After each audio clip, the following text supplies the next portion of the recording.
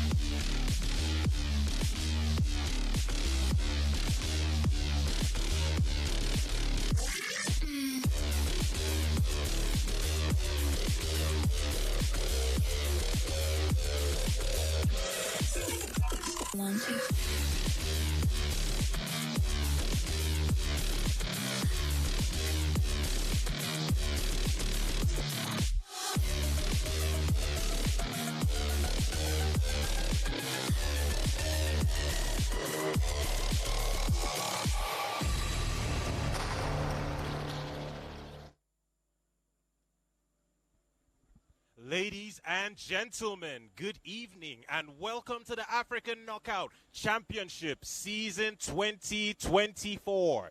Ladies and gentlemen, this is the African Knockout's first time in the Federal Capital Territory, the center of unity. Ladies and gentlemen, this is guaranteed to be a guaranteed action-packed fights for the evening. Ladies and gentlemen, we cannot wait. Hugo, what do you think about the show this evening?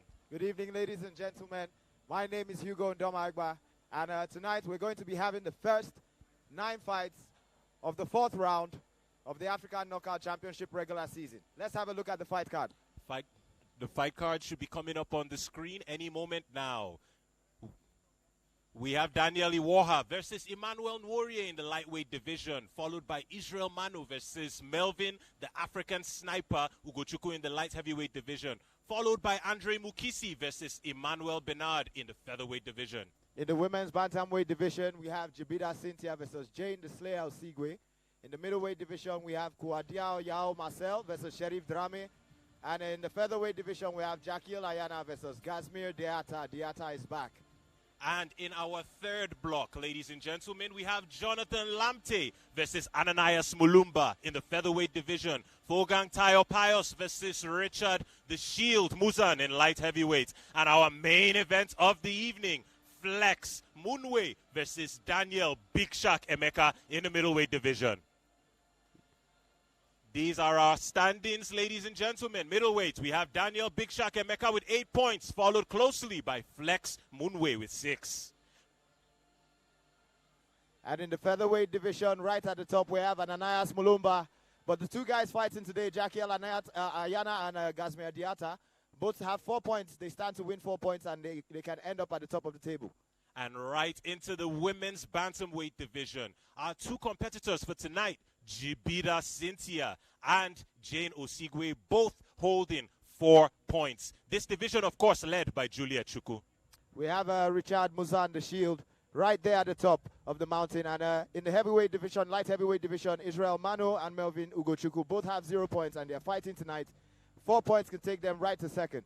And in the lightweight division, number 1, Jean Dos Santos with 10 points. Jibrin Baba, 7 points, and James Opio with 4 points. Ladies and gentlemen, action-packed bouts set up for the evening. We cannot wait. I am joined here with Hugo Ndomagba at the Abuja Continental Hotel. You have to be here to experience it, ladies and gentlemen. We cannot wait. Hugo, what do you think about the fights this evening? Wow. When I had a look at the fight card, I could not believe what I was seeing. And I was like, thank God, we have never had an event in Abuja, and to have this fight card in Abuja is just a gift. We want to thank the AKO show. There's too many good fights. Out of 9, I can assure you at least 5 knockouts.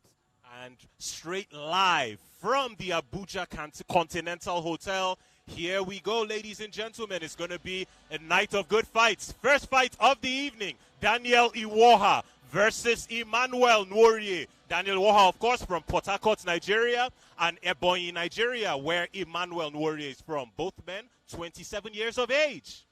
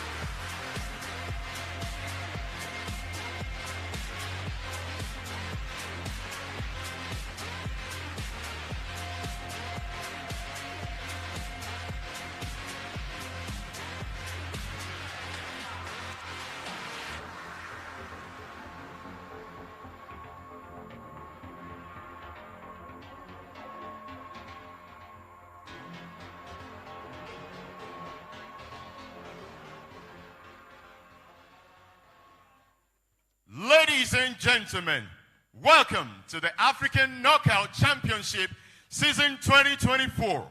This is the fourth fight night of the regular season, proudly brought to you by Money Point, Season 2024 Gold Sponsor, Fidelity Bank, AK04 Gold Sponsor, Abuja Continental Hotel, AK04 Host and Gold Sponsor, Green Hill, our gear and apparel partners, and Sport Assist, our medical partners.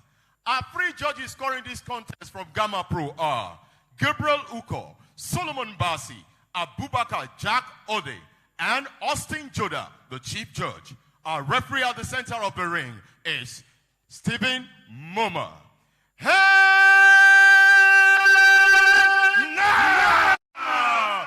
This is the moment that African MMA fans and our Abuja have been waiting for. We are live from the Abuja Continental Hotel at the Federal Capital Territory of Nigeria. Abuja, let the knockout begin! This is a 5-minute, 3 rounds of action in the AKO Championship Lightweight Division. Introducing first, fighting out of the blue corner is a freestyle wrestler with a record of 2 wins and 1 loss. Fighting out of Port Harcourt, Nigeria, Daniel the Great.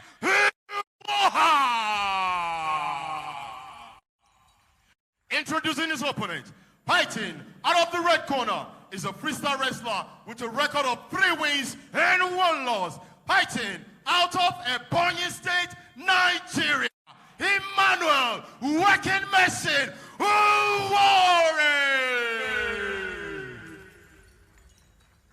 Our referee at the center of the ring is Stephen Moma. You know the rules. Keep by the rules. Respect my instruction. When I say stop, you stop. Protect yourself at all times. You may touch gloves if you wish to, otherwise you go back to your corners. Go back to your corner. Go to your corner.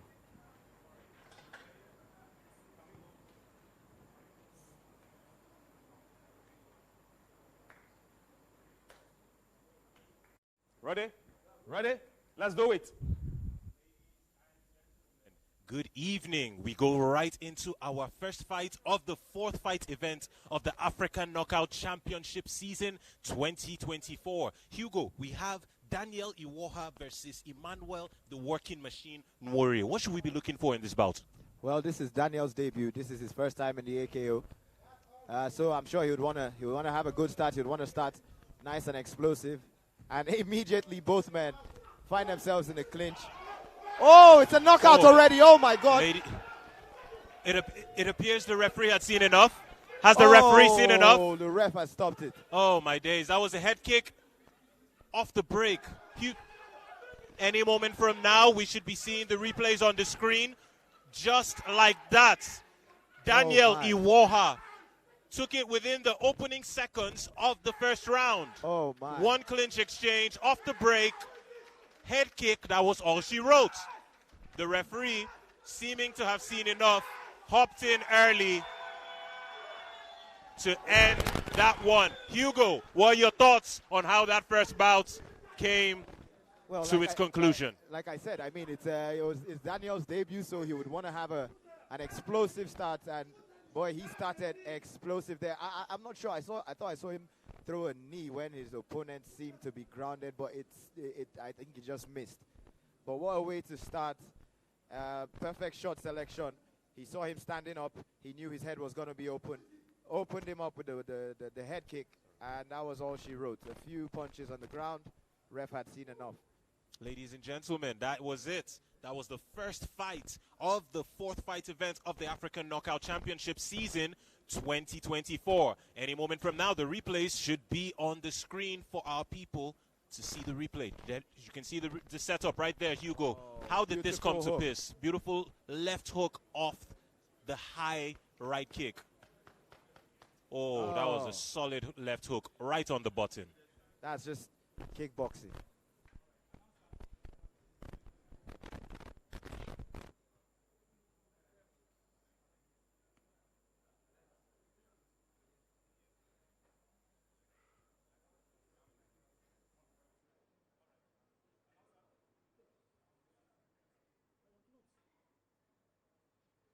Ladies and gentlemen, we call the stop to the fight at exactly 38 seconds of the first round. And is your winner by knockout, Daniel!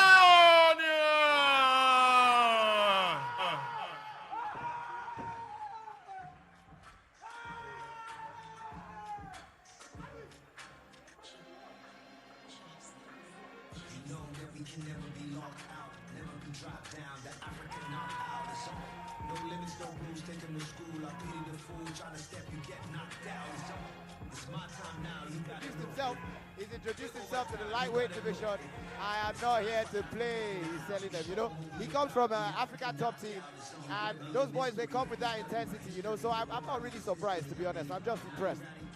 All right, and just like that, Daniel Iwoha making his walk out of the cage, just as he made it in a few seconds ago, because he ended this round in the first seconds of the first round. A reminder that this is the African Knockout Championship Season 2024, and we have the light heavyweight division. We have Israel Manu versus Melvin, the African sniper, Ugochukwu. Melvin Manu, Israel Manu, of course, 31 years of age. Melvin Ugochukwu, 26. Both men the same height. Both men basically the same weight as well, and all they have is just a sliver of reach in between them. Any moment from now, this can be going down. But before we go into the second bout of this event, we'll have a quick commercial break, ladies and gentlemen.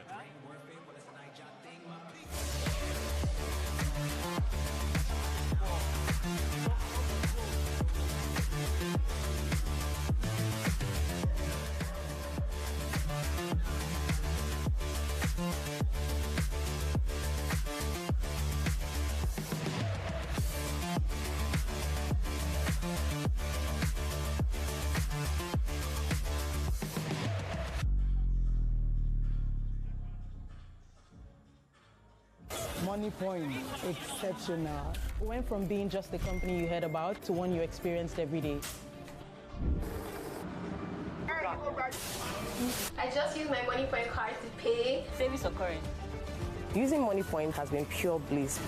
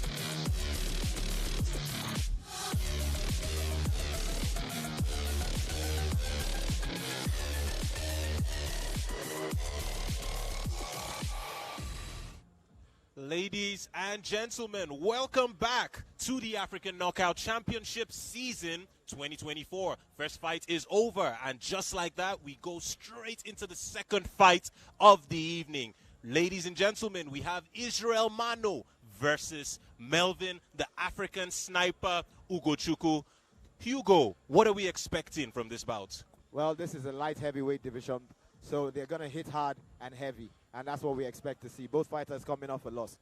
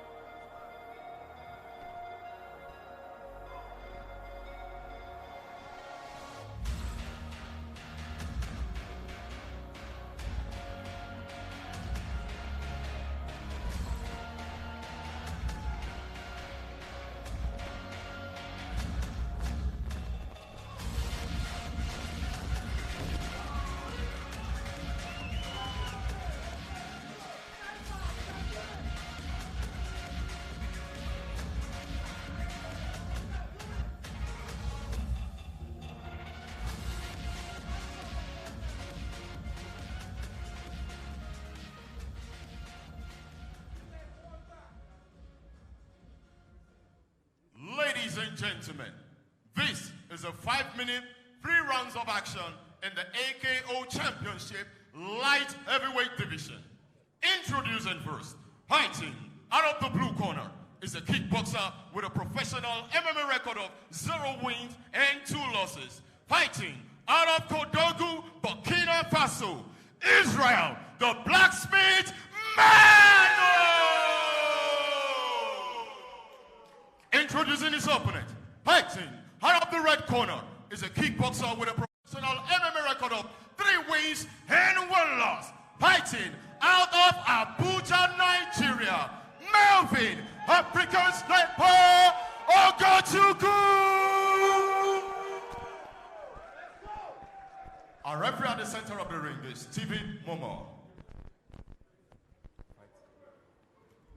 You know the rules. You keep by the rules. Listen to my instruction. When I say stop, you stop. Protect yourself at all times. You may shake hand if you wish to. Otherwise, you go back to your corner.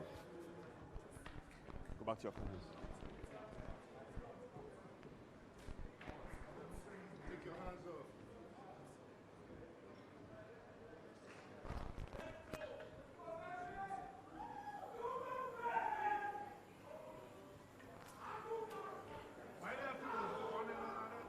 Ready? Are you ready? Let's do it. Ladies and gentlemen, fight 2 of the evening. Israel Mano versus Melvin, the African sniper, Ugochukwu. Hugo, what should we be looking for in this fight? Well, in the last fight, like just before the fight started, we could see Melvin's a very big crowd favorite, and he let that play.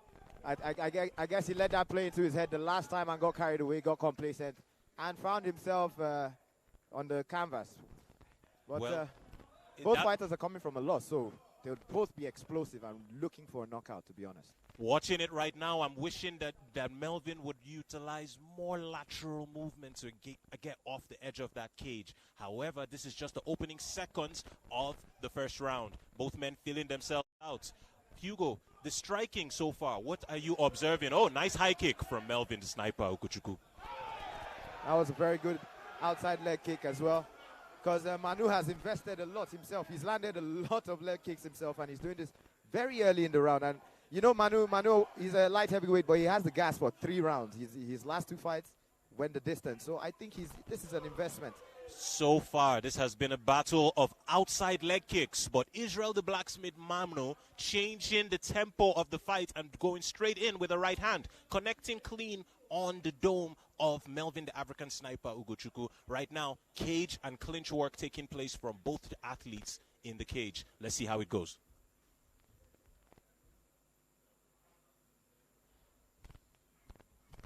To be honest, both fighters come into this fight with very big striking credentials, and it's very interesting to see Manu engage in the clinch. He has the one underhook right there. I'm sure he's working his way for the second underhook, and he'll be looking for a takedown. I'm curious while watching this to know if Israel's corner from Burkina Faso possibly implemented a grappling heavy style to counteract the heavy hands and striking of Melvin the African sniper Ugochukwu. Just some food for thought. You see, I noticed Ugochukwu Melvin has Amon Tanka in his corner, and that's the lightweight boxing champion of Nigeria. So I know he would have worked a lot on his boxing, coming here looking for a knockout. And I don't know if Mano would have known that. Of course, the African knockouts being the home for mixed martial arts, not boxing. And now we're seeing clinch work and wrestling being the deciding factor so far in this midpoint of this first round. Melvin trying to create separation, but Israel the blacksmith Mano saying, no, we're doing this on my terms. Straight to the cage we go. He's landed a few good knees in this clinch. That's Israel Mano. I mean, he's landed a few good knees. It will be very important for Melvin to try and reverse the position and get off the fence. Ladies and gentlemen back home, it's important to note that the reason why Israel Mano is able to control him is because of the right underhook he has under the left armpit of Melvin, the African sniper Ugochukwu. So, let's see how it goes. Can he create that separation? Israel the blacksmith says no, and here we go. Hugo, how do you think it goes from here? It was very important for Ugochukwu Melvin to find his way back to the center of the cage. It was very important because he's very good with his striking, and you can't strike when your back is off the fence. And it appears that Melvin does have the faster, snappier hands of both athletes. But as we go into the final 1 minute of this first round, it's obvious that the audience is getting behind their man, Melvin, the Nigerian. I wonder if that gets in the way of their performances, Hugo. Well, the last time Melvin played to the crowd, he almost got in trouble. Or he got into trouble. So this time, I'm sure. Two right hands connected from Melvin right there. So beautiful hooks. And he doubled them up as well. Two right hooks to the face of Israel the Blacksmith Mano. 45 seconds left in this first round. Ugochukwu needs to address these underhooks. The underhook that Mano has on him. He needs to find a way to get one or two of his underhooks in. Because and find himself in a 50-50. But right now, this is more like a 70-30, 60-40 kind of. It does appear like he's settling for the position. You need to be swimming for those underhooks. And when you secure an underhook, you immediately have leverage to turn the person around the corner. Yeah. So you can get your back off the fence. But ladies and gentlemen, 10 seconds left in this first round. The clapper going off. Hugo, as we go into the final moments of this first round, let us know your thoughts from a technical and tactical perspective. Well, Israel Mano just wants to wear his his opponent out. I think that's what Israel's plan is. He might. I think he knows African Sniper is very dangerous with his hands. I mean, he was on a high before his last loss, and all his fights were won by knockouts. He always finishes the fight. So I know Israel Mano wants to just cancel out the boxing.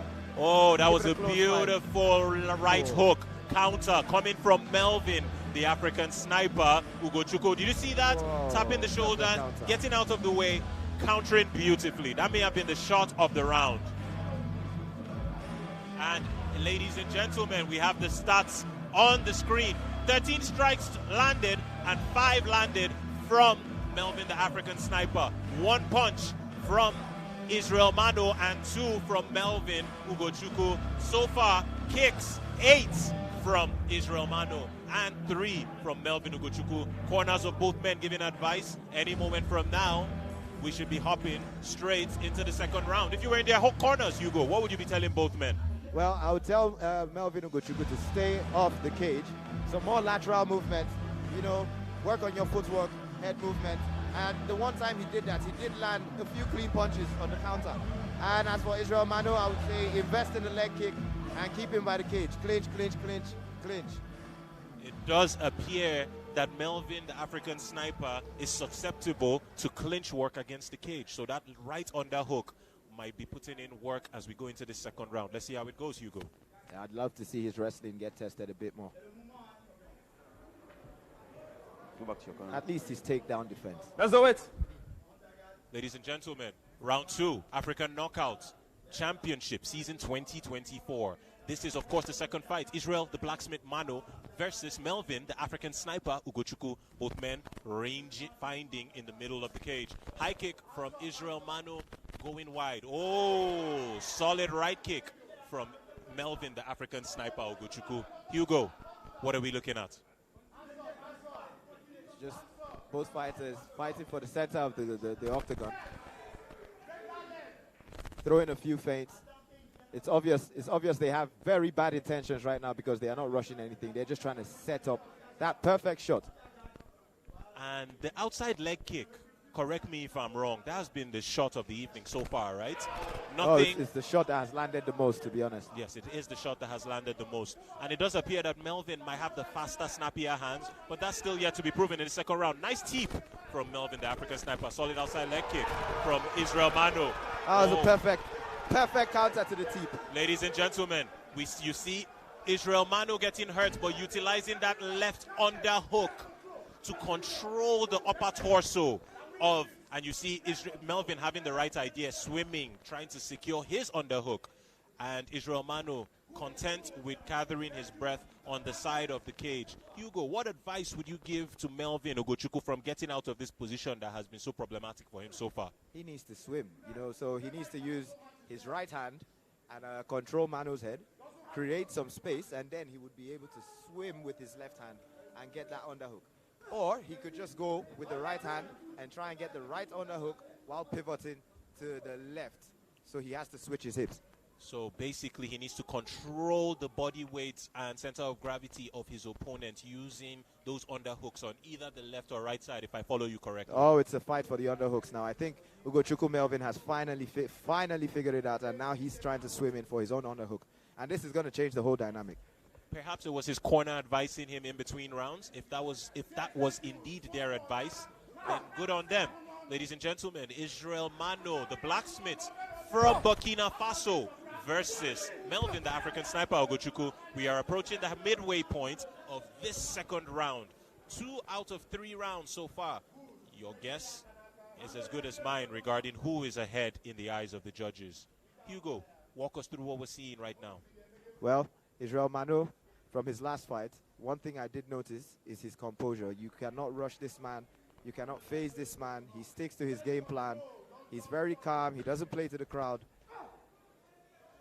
And he's investing in this clinch work. I think he's trying to wear down Ugochukwu and then just slow down his strikes a bit. This approach to mixed martial arts was made very popular by Kamaru, the Nigerian nightmare Usman. You remember he had a really dominant style of keeping people against the cage, and they could never get out. The ground, the knees, stomps to the feet, working the body, working the head. Oh, both men swinging and trading leather. 2 shots thrown, 2 shots landed from both men. Ladies and gentlemen, Israel Mano squinting out of his eyes, perhaps struggling with his vision, maybe some sweat or blood getting into that eye. Well, he seemed distracted there. I just saw him glance to the left, like he was trying to take some instructions from his corner. You don't need to look at your corner to get their instructions. Not at this moment. As you pointed out earlier, Hugo, both men have really bad intentions. You can see Melvin trying to use his rangefinders with both hands to measure the distance so he can strike, as you just see him do. Inside leg kick, really untelegraphed, a lot smoother and getting out of the way. However, his back is to the cage. I wonder if Israel Mano will use that to wrestle him, which he just does. Spatial awareness, spatial awareness. We did speak about the lateral movement, and he's been moving a lot better, but he needs to get his back off the cage. He can't be finding himself trapped in the cage. He needs to fight for the center of the cage. These clinches are just slowing him down. And he's so good with the hands, and he has hurt Manu. He really has. But these clinches are just stifling. Ladies and gentlemen, for those of our viewers back home, lateral movement refers to movement to either your left or your right. Most of us are used to going in straight lines, front or back. But lateral movement is how you get your back off the cage and stay out of danger when you're in the cage. So far, Melvin has been struggling with his back to the cage the entire time, and the lateral movement has not been there to supplement that weakness. So let's see if the adaptations are made as we approach the 3rd round. From this position, to be honest, I think Mano can go for an inside leg trip. It's right there. He could. There's too many things. He should definitely go for a takedown. He could get his right leg in between and then switch to Melvin's right leg and trip him to the ground and secure one of these takedowns and win the round, because these are very close rounds. These really are very close rounds. Ladies and gentlemen, as you can see on the screen now, the highlights. That was a beautiful outside leg kick and a front kick thrown by Israel Mano, but then the solid right hook from Melvin, the African sniper, sniping him on the way in, as you see here, and then straight to the ground. That was maybe the moment of the 2nd round. Hugo, tell me what we're seeing with the stats on the screen right now. Well, both fighters have landed. To be honest, I would expect a lot more strikes to be landed or thrown at least. But I can see that that's what Mano has been doing. Mano has taken away the strikes from Ugochukwu Melvin with his clinch work. But if you're going to clinch, I don't think you should just be inactive in the clinch. You try and secure a takedown or land some knees or some elbows. We've just seen Mano just hold Ugochukwu Melvin by the cage. Well, any moment from now, we will be entering the 3rd and final round of this 2nd bout of the evening. Any moment now, ladies and gentlemen, this will be the decider of who comes out on top in this light heavyweight bout. Will it be Israel, the blacksmith Mano from Burkina Faso, or will it be Melvin, the African sniper Ugochukwu? Round 3, let's go. I can't remember if Melvin Ugochukwu has been here before, but I know for certain that Mano Israel Manu has done a few 3 rounds before, so I'd say he's the more conditioned and more experienced fighter at this point. Melvin does look to be in superb shape, though, and I would give him that. I remember watching him during the training camp, and he looked like he left no stone unturned in the cardio and the strength and conditioning department. Oh, those shots are still popping. They're still popping. He has a pop in them shots. He's going as fast and as hard as he was going in the first round, to be honest. I wonder how long it will take before those outside leg kicks begin to reap dividends, Hugo. It just takes a bit of time, but after a while, that leg gets harder and harder to lift off the floor when it's eating one too many calf kicks. Oh, I can imagine what tomorrow morning is going to be like. These boys are going to have a hard time sitting down and bending because they have taken too many leg kicks without checks. And as we can hear, the audience clearly not pleased with the grappling heavy approach. But a reminder to our audience and everyone in attendance, this is of course mixed martial arts, where wrestling, grappling and striking are permitted, not just striking like kickboxing or boxing. Do you want to die? Do you want to die? Do not play to the crowd. Do not play to the crowd. Israel Manu is in there. He knows what he's feeling, and he's doing whatever he can do to counteract it and make sure he doesn't feel it anymore. The crowd can boo all they want, but I'm very sure Israel's going to stick to his game plan. I would like to see him finish from these clinch situations with a takedown attempt or some knees. Ladies and gentlemen, some takedowns or some knees being asked for by my co-commentator Hugo Ndomaegba. As it stands now, I can't fault a man for finding a strategy to win and implementing it. If it ain't broke, don't fix it. Your opponent has shown that he's susceptible to being controlled against the cage. If that is the case, then get him across the cage, ladies and gentlemen. Let's see how it goes as we enter the second half of the third round of the second bout of the evening. Oh, Israel Manu seemed to have lost his mouth guard. We didn't even notice when that happened. That must have been one of the shots Ugochukwu Melvin landed when Manu was walking in. Oh, that was a thunderous outside leg kick. And it was perfectly placed. Perfectly placed. I wonder if those will begin to pay dividends. Is he looking strong on that left leg? Only time will tell.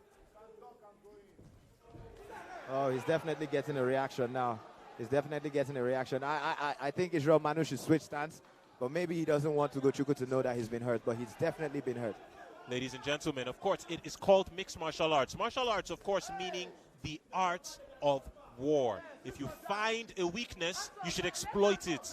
Melvin, the African sniper, seems content with chopping that outside leg, with the outside calf with his leg. Israel Manu, on the other hand, seems content with applying forward pressure so that he can get Melvin to the cage. But Melvin keeps pushing that button on that left leg.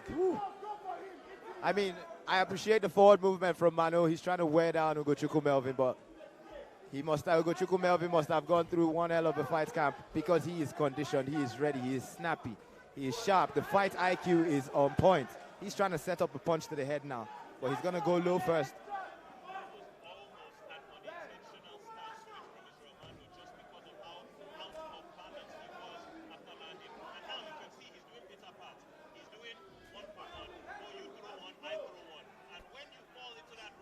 Oh.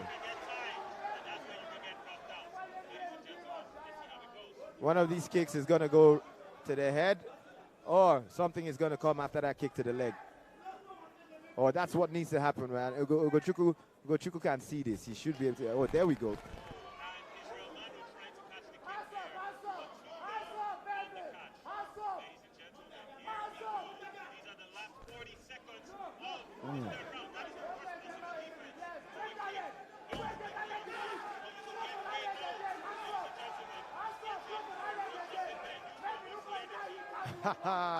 His movement has been compromised.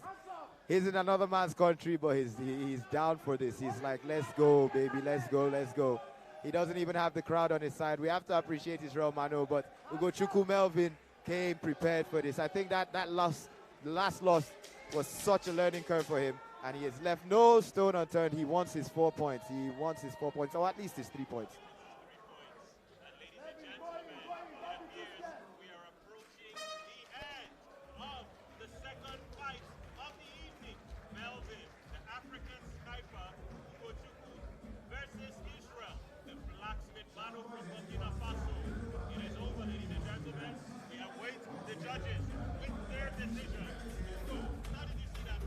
Well, you can tell from the reaction of both fighters. Mano looks a bit disappointed. He feels like he could have done a bit more.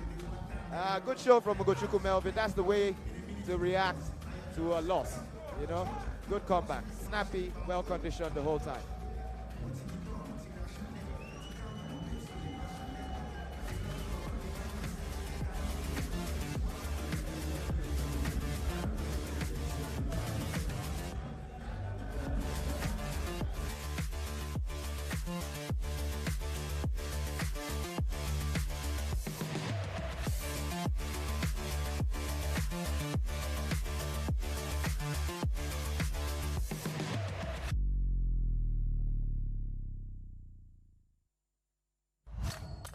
As a Fidelity customer, you can take your bank with you wherever you go on our mobile app and star 770 # instant banking platform. Open up a world of opportunities and banking from anywhere without data or internet connection using the code star 770 #. Need to transfer funds? No problem. Pay bills from the comfort of your home? No problem. Buy airtime and check data on the move. Account balance, account opening, and more. No problem. At home or on the go, our mobile app offers all the convenience of online banking, as well as being able to apply for fast loans and earn loyalty reward points. Fidelity Electronic Banking.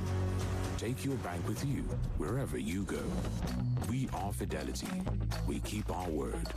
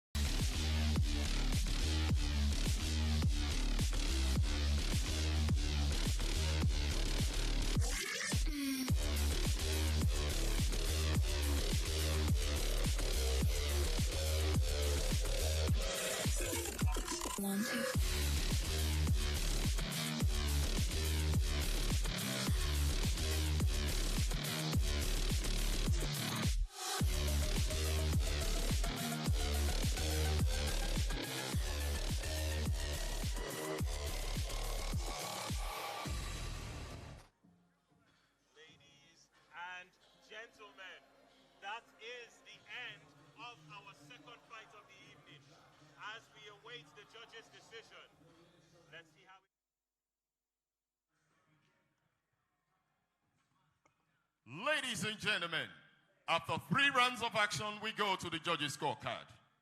The judges called the fight 27-30, 28-29, 27-30. And your winner, by unanimous decision, Melvin, the African Sniper, Ugochukwu.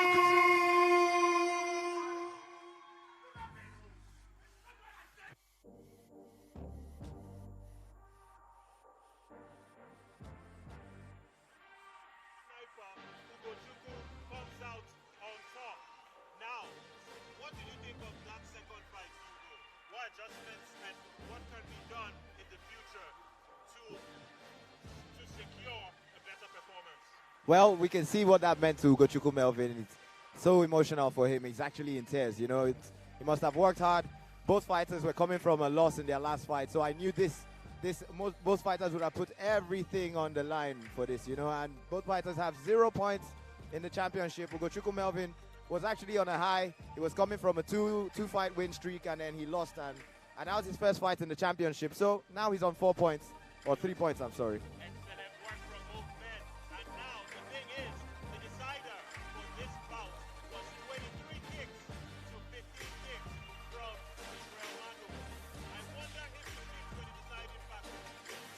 Well, those kicks were definitely the deciding factor.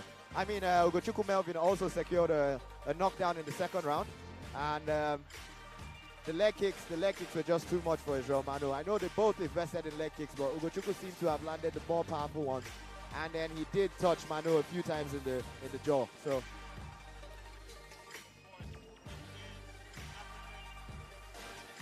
African Knockout Championship, and such a good show. Israel Mano invested a lot in the clinching, but he couldn't secure takedowns. and his investment in wrestling did not pay off. So congratulations to Ugochukwu Melvin, back on the scoreboard, moving up on the table where he should be.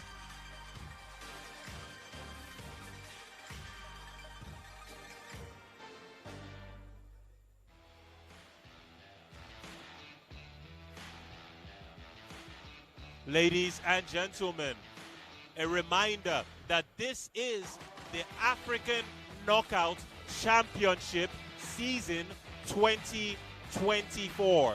This is the 4th fight night in the AKO regular season. This is also the AKO's first time in the Federal Capital Territory, the center of unity, Abuja, Nigeria.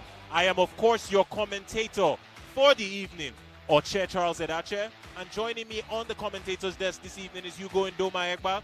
2 fights have been concluded so far. As we go into the 3rd fight of the evening, ladies and gentlemen, we hope you are on the edge of your seats.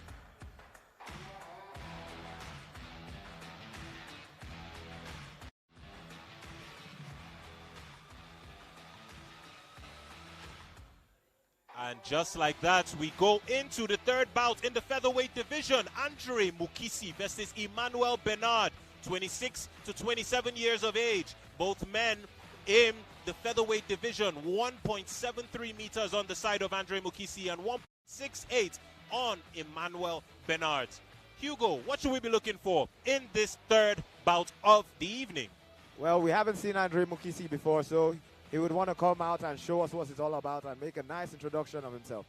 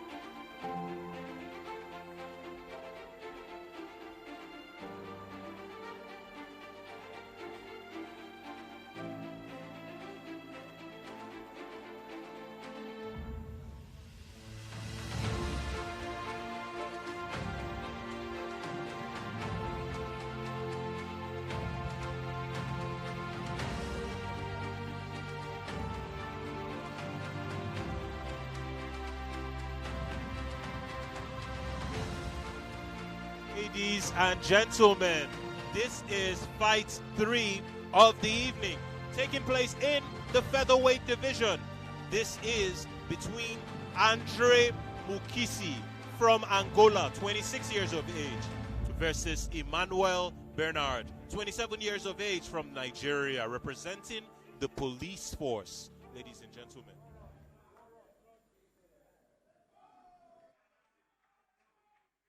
Ladies and gentlemen, this is a 5-minute, 3 rounds of action in the AKO Championship Featherweight Division. Introducing first, fighting out of the blue corner, is a kickboxer with a professional MMA record of 0 wins and 1 loss. Fighting out of Luanda, Angola, Arma Blanka, Mukisi. Introducing his opponent, fighting out of the red corner, is a professional kickboxer with a professional MMA record of 4 wins and 2 losses. Fighting out of Lagos, Nigeria, Emmanuel KO Machine Benard.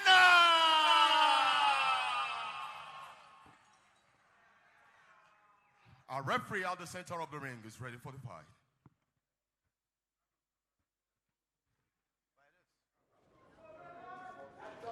Obey my commands at all times. Touch gloves if you wish. Go back to your corner.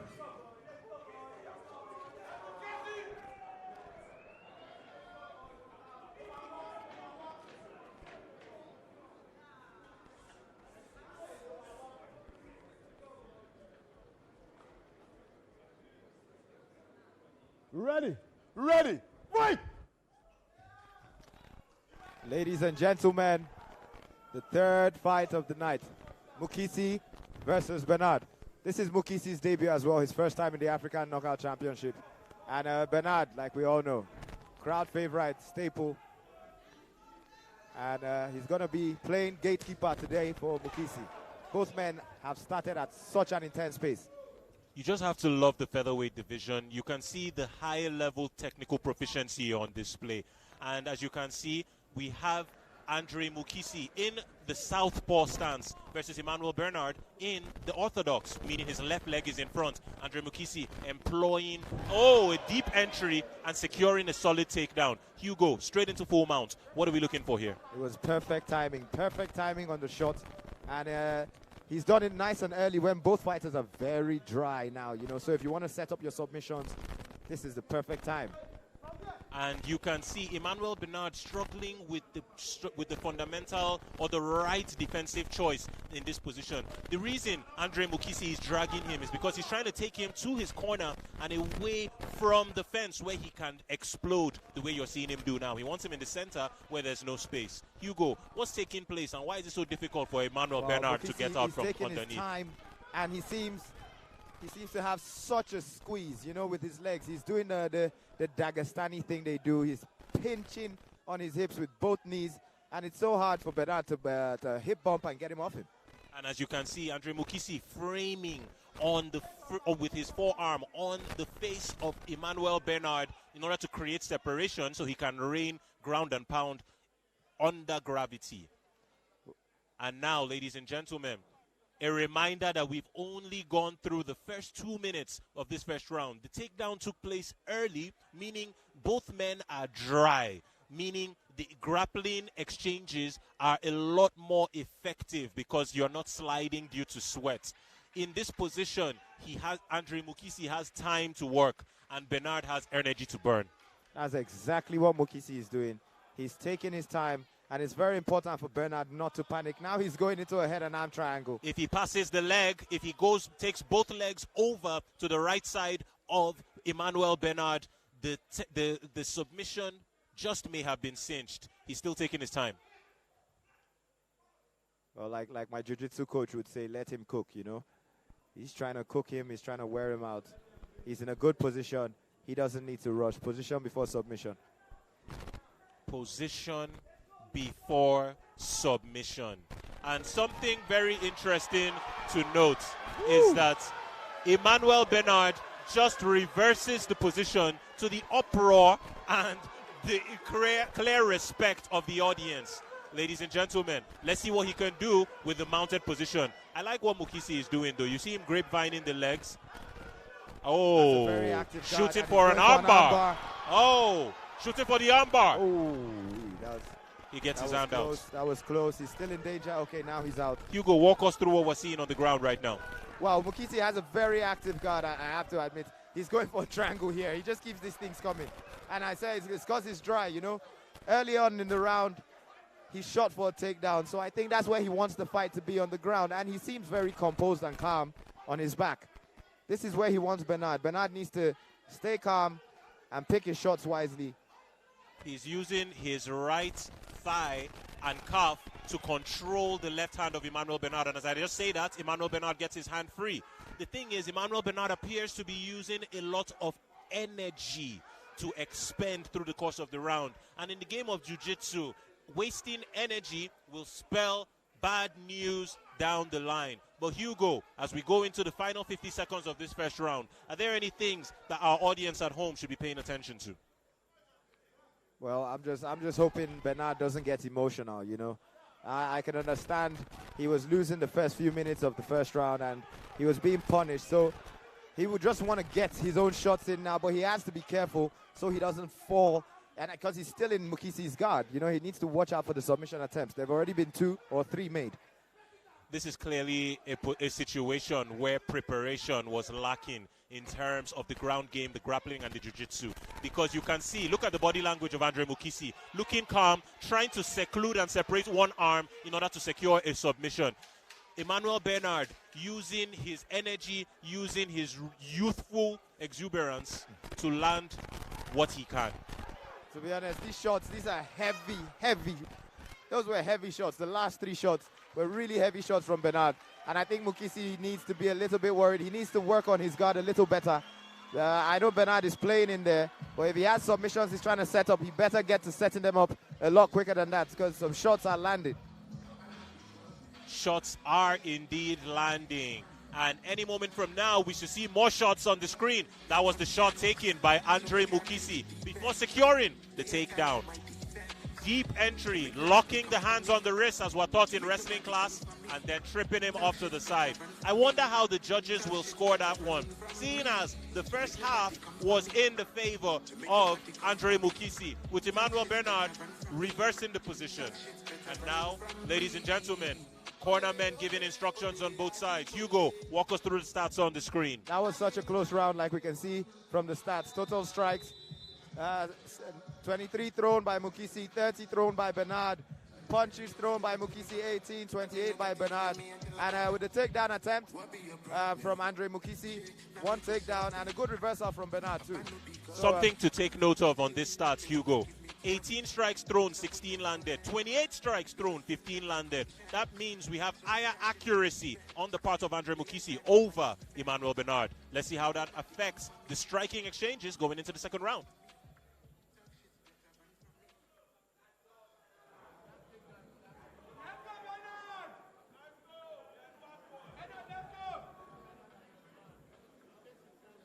Ladies and gentlemen, any moment now, fight 3 will begin. Coach Chinasa launching us straight into the third round. Chinasa, our referee for the evening, my mistake.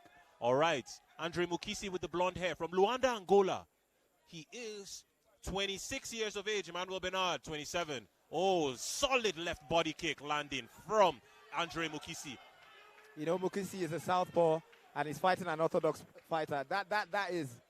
That is a strike that would land perfectly if he can adjust his footwork.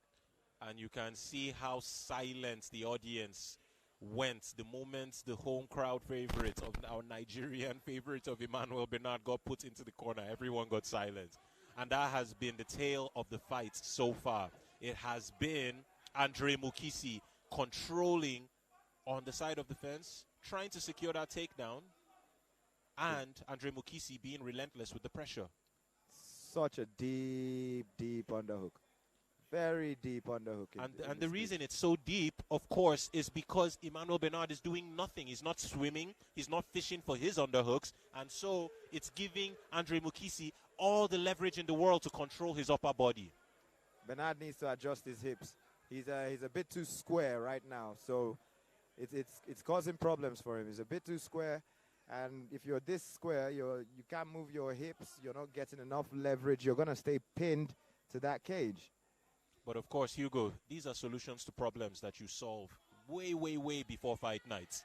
It's not a problem that you can solve in real time. Coach referee Chinasa getting in the way to get the fingers that were locked in the cage by Emmanuel Benard. Perhaps the frustration and desperation beginning to set in. Is he giving him his back? Mukisi is working for the back here. He's working for the back, and he's going to take the back. Emmanuel Benard doing a good job of keeping it face-to-face with his back still pinned to the cage. No real estate for him to navigate to left or right or backwards. He can only go forwards, and when you go forwards, he has Andre Mukisi right in his face. I would really, he needs to swim for an underhook, you know. He needs to control Mukisi's head, with that right hand. Now he's thinking, but he's pulling on it. He needs to push on it with his right hand, create some space, move his hips out to the side, his right side, and then get his left hand swimming for an underhook. That was a beautiful trip, executed wonderfully by Andre Mukisi, putting all the pressure on the upper body, then using the left leg to secure the trip. And just like that, he's on the back. Hugo, walk us through what is expected to happen. This is what happens, you know, when you're fully mounted, best thing to do, or one thing you can do, is turn on your side and try and get on your stomach and then on your knees. But to get up, you need two hands on the mat. And once your two hands go on the mat, you expose your back. And I guess Mukisi was wise to that, and that's exactly what he's trying to go for. Wrangling the limbs of Emmanuel Benard. Trying to secure the arm bar. If that hand gets hyperextended, we might be in. No, he doesn't have the position. Ladies and gentlemen. He just switched to a triangle now. Yeah, switching to a triangle. Ladies and gentlemen, let's see how these closing moments of the second round, the final 1 minute and 50 seconds, He needs to get Benard's right hand across his chest. And that triangle will be done. Because right now, Benard has two of his hands. And that's what's giving him some space. And that's what's also he can stack. With two hands, he could be able to stack on Mukisi. Yes, he can. But it appears Emmanuel Benard struggling for dear life. We're not seeing much in terms of technicality in how he's trying to escape the position. But we see clear amounts of effort and passion. We can see him trying to extend the hand. Switching. What Benard needs to do now is look up. He needs, if he's not going to stack him, he needs to look up and then sit on his butt and then get his 2 feet on Mukisi's hips and then free his head out. Easier said than done, of Easier course. said than done, when we are cage side. But you need to follow the checklist. You need to follow the checklist, Oche. Remain the fundamentals. My commentator Hugo pointing out the technicalities. It appears Andre Mukisi blew out the energy in his legs, and now that guard that we were fighting to get out of the triangle has been opened. Exhaustion on the side of Emmanuel Benard. Those legs being grapevined by Andre Mukisi and pulling him deeper into the guard. Both fighters seem exhausted. The ref is asking them to put in some more work. But I can assure you, in there, both of them are working. Yes. The inches. As you can see, both men giving when it looks like they have nothing else to give in terms of the gas tank. That's how you know both men want it. And this has been a good fight so far. Emmanuel Benard framing on the neck to create discomfort as we go into the end of the second round. Hugo.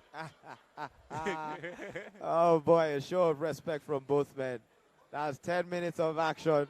They know what they've been through. They felt each other. And obviously, they have earned each other's respect. As we go into the corner work for both athletes, Andre Mukisi, of course, released that video on his Instagram, showing himself punching the face of Emmanuel Benard to create psychological warfare. As we look at the stats on the screen right now, the biggest discrepancy, of course, laying in the knee department. 6 knees thrown, 6 knees landed by Andre Mukisi. Emmanuel Benard throwing and landing 1. But it ultimately comes down to how the judges score it if we don't get a finish in this third round. Hugo, what do you think? You can see Mukisi with the submission attempts as well. He invested a lot in his jiu-jitsu. I think that's what he's depending on. He believes. And I think with the video he did earlier, maybe he was just trying to put... misdirection. Yeah, just trying to put him off, make him think this is going to be a kickboxing battle. but I actually plan on grappling with you. He's a very colorful guy, Mukisi. Very colorful guy. In Angola, dyeing your hair isn't really crazy like that, you know. People dress a lot more expressively than we do over here, and it's all welcome in the African knockouts. Nigeria and West Africa's foremost mixed martial arts promotion, presented to you by the Nigerian Nightmare, Kamaru Usman. Ladies and gentlemen, we are live, of course, in the Abuja Continental Hotel. This is the fourth fight night in the AKO regular season as we go into the third and final round. Orthodox versus Southpaw. Southpaw on the side of Andre Mukisi. Benard getting a lot more aggressive into the range of his opponent, shooting those inside leg kicks. Oh, solid right hand connected. And let's see how it goes. Hugo, what do you think is happening right now? Well, I just noticed Mukisi has a swelling on his left eye. So Benard has been landing. He has been landing those punches. He has landed on that side, and that's exactly where Benard just went again. He threw a beautiful right hook, rocked Mukisi, and Mukisi has gone right back to grappling because he needs to recover. And right now, Mukisi trying to lock those hands, because if he can lock the hands, he can pull his opponent's base from underneath him. Oh, my days, ladies and gentlemen. This has been an extended position. Mukisi taking his time before attempting to secure the takedown. Well, I thought his head was in a dangerous position, but I just figured he thought that when he secured this takedown, he would end up in side control. Right now, he's in a half guard of Benard, and this guillotine with the right amount of strength and the right placement could actually be finished, but he doesn't seem troubled just yet. No, he doesn't have the leverage in order to generate that torque, to get that force across the neck. Right now, he's holding on. This appears to be instinctual. His opponent, Andre Mukisi, cleared across the body of his opponent. His opponent, he cannot generate the force required to get that guillotine in place. Once, in some moments from now, that right hand of Emmanuel Benard will tire. It will get full of lactic acid, and that head of Andre Mukisi may pop out. We'll be curious to see what he will use that half guard to accomplish once that head is out of the dangerous position. I see Mukisi taking his time here. He's waiting for those hands to wear out. He seems comfortable here, and he's on Benard's chest. That must be tiring. But I think he should try and free his right hand, because if he could get his right hand out from underneath Benard's back, and then get it underneath Benard's neck while Benard is grabbing onto his head, that's a Von Preux choke, you know. He has a good opportunity for a Von Preux choke right there. The thing now is awareness in the moment and dealing with the nerves, overcoming the crowd screaming and cheering you on. Not very many people can manage that many variables at once. However, this is the African knockout, which is the highest level of mixed martial arts in West Africa, and we are about to see how this final round of the third bout of the evening will conclude. Well, for Mukisi, I think Mukisi needs to get a little bit more active.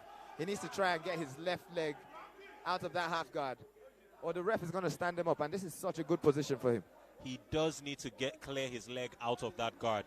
His left leg needs to clear the guard of Emmanuel Benard so as to generate more force against the floor to get his head out of that position. And is his leg out, Hugo? I can't see from this angle. Yes, it is out. Oh, and he goes into He took his time. Mounts. But I would have stayed in side control and gone for that Von Preux. Same. And it's 1 minute 40 seconds, meaning he has to get to work as quickly as possible before we close. And that head has finally popped out. Hugo, what should we expect to see next? Oh, now he's going to want to frame on Benard's neck and land a few punches. You know, but he seems like a very methodical and patient guy. He's not in a rush. He's taking his time. So let's just watch and see what he has planned. You hit the nail on the head, Hugo. Patience. That's something I'm taking from Andre Mukisi. And it looks like he's going to try to push for that same head and arm triangle that he pushed for early on in the first round. But let's see if Emmanuel Benard just gives him his back instead. Let's see how it goes. I thought he was threatening an Ezekiel there for a moment. But like when you do that, you know, you have no posts. You know, so Benard also tried to reverse him there with the hip bump, and I think he bailed. All right, ladies and gentlemen, 45 seconds left in this third and final round. Andre Mukisi from Luanda, Angola versus Emmanuel Benard from Kaduna, Nigeria. I can hear people in the crowd, one or two people in the crowd shouting, "Strike from the bottom, strike from the bottom."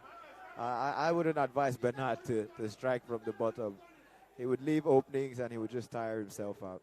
Andre Mukisi trying to seclude the left hand of Emmanuel Benard from the mount position, but we have only 10 seconds. 10 seconds isn't enough time for you to secure a submission. However, with 3 seconds left, it's going to the judges' decision.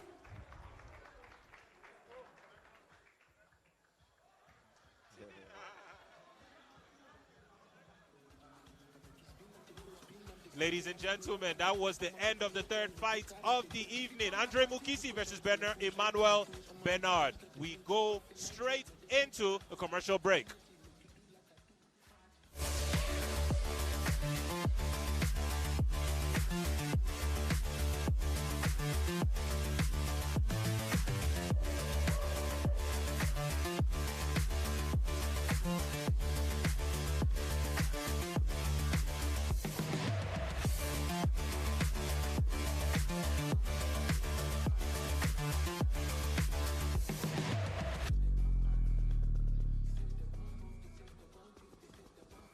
Money point, exceptional. Went from being just a company you heard about to one you experienced every day.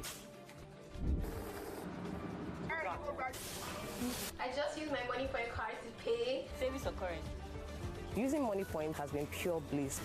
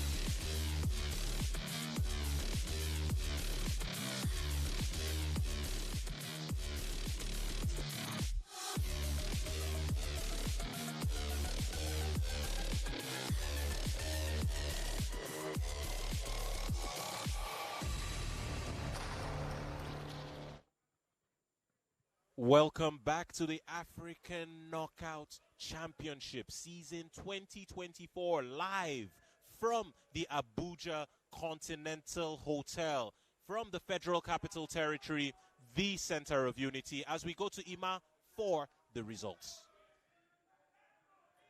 Ladies and gentlemen, after 3 rounds of action, we go to the judges' scorecard. The judges scored this contest 28-30, 29-28, 29-28. And your winner by split decision, Mukisi!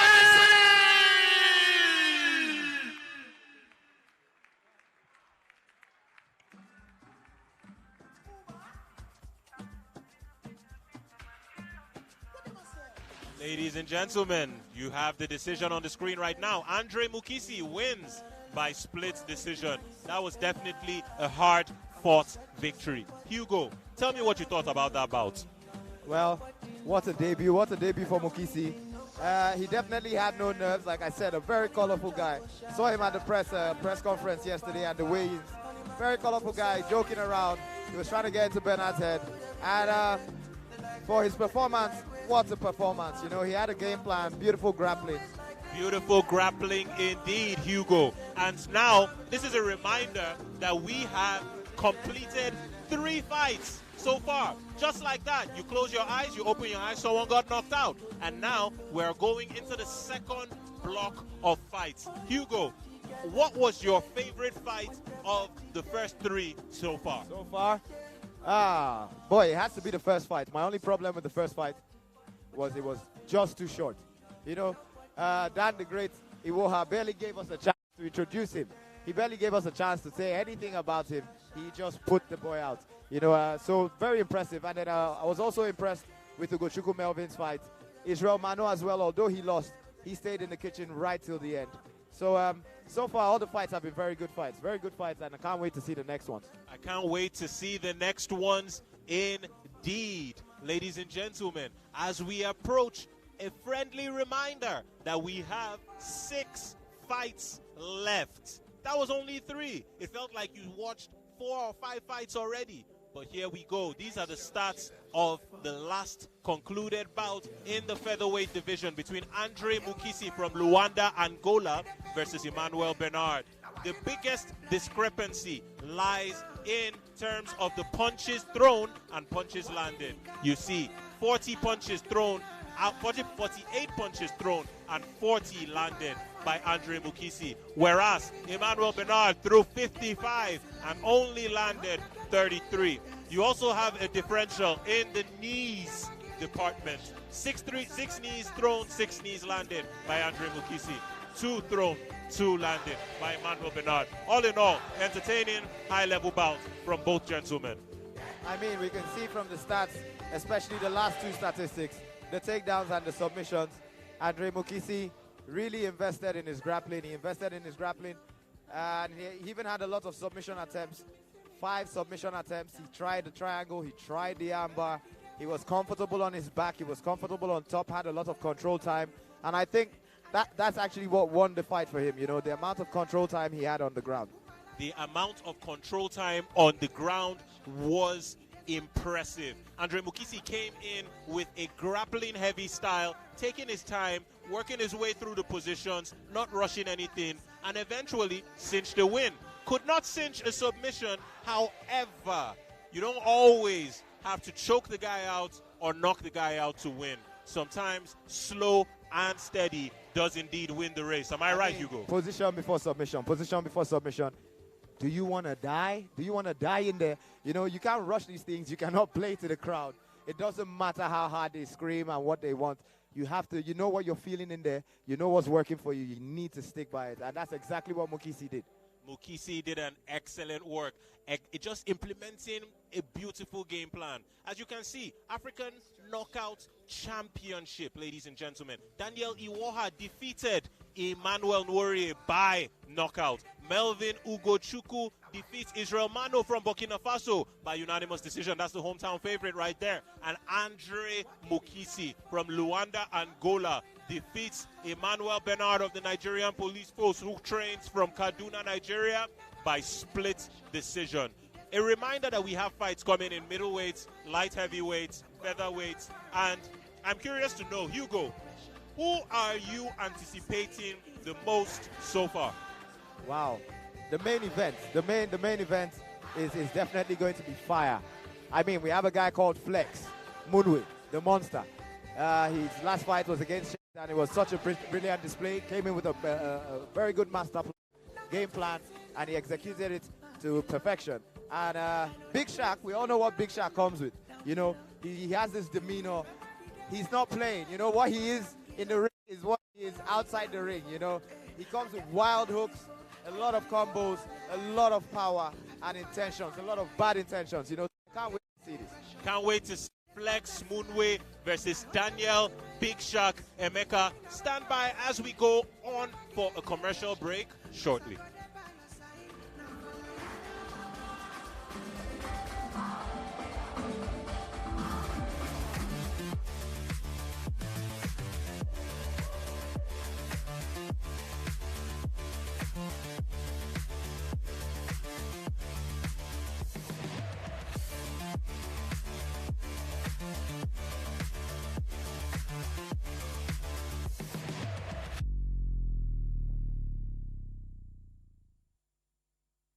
Money Point, exceptional. Went from being just a company you heard about to one you experienced every day. I just use my money point card to pay. Savings or current? Using Money Point has been pure bliss.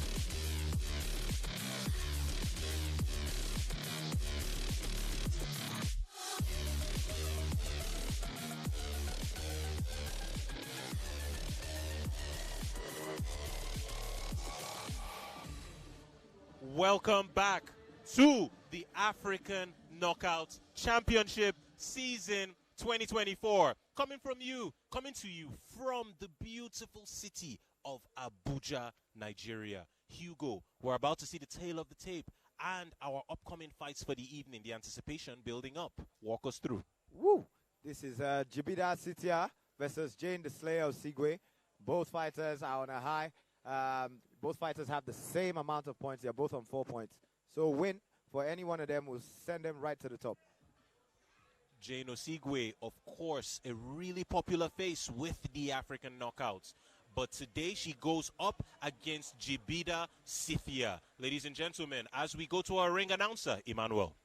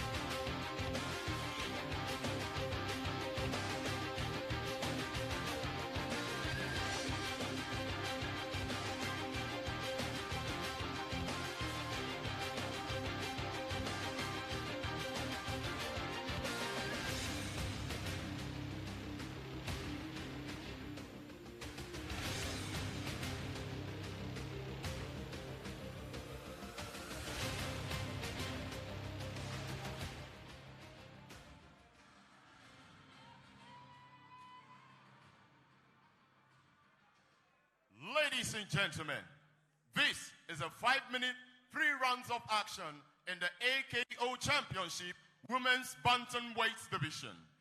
Introducing first, fighting out of the blue corner.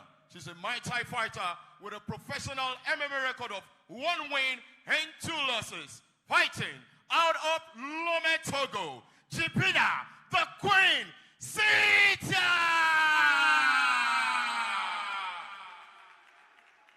Introducing our opponent, fighting out of the red corner. She's a kickboxer with a professional MMA record of 2 wins and 4 losses. Fighting out of Port Harcourt, Nigeria, Jane Dosleya Osigwe. Our referee is ready for the fight.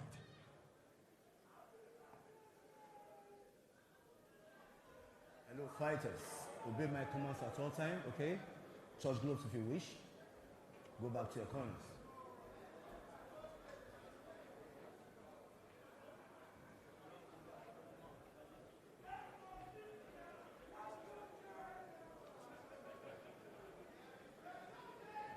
You ready? You ready? Fight! Ladies and gentlemen, this is fight 4 in the women's bantamweight division. We have Jane Osigwe versus Jibidar Cythia, and Jane Osigwe applying pressure from the word jump. Let's see how this opening seconds of the first round go. Hugo, lots of energy and frenetic pace so far. Let's see what your thoughts are. Oh, these ladies, on they this come bout. to play, you know. Jane is such a sweetheart outside, and it's actually her birthday today, you know. She started at such an intense pace, and she has taken the back, and she's working for the rear naked choke. But I think she's a bit off angle. Yeah, she is a bit off angle, and Jibidar Cythia doing the right thing and turning into her left, attempting to turn into her opponent.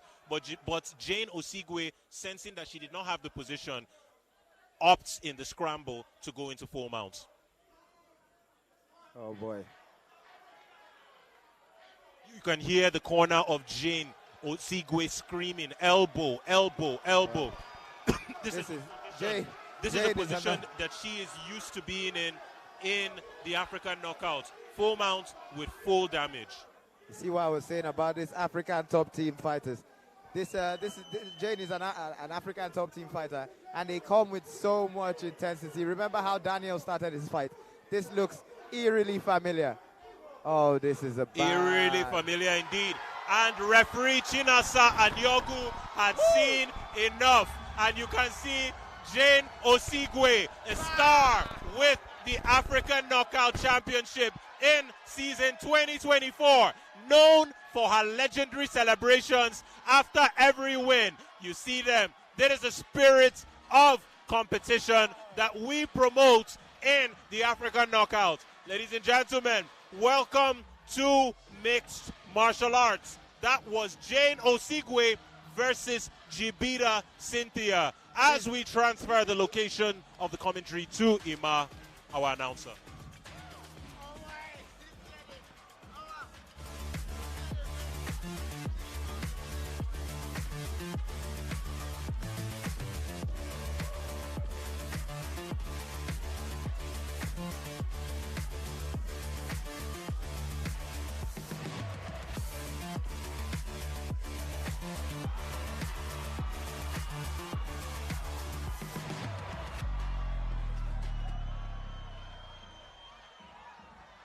Money point, exceptional. It went from being just a company you heard about to one.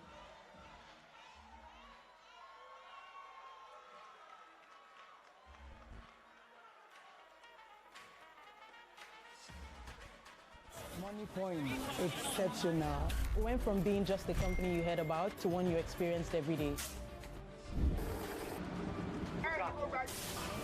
I just use my money point card to pay. Savings or current?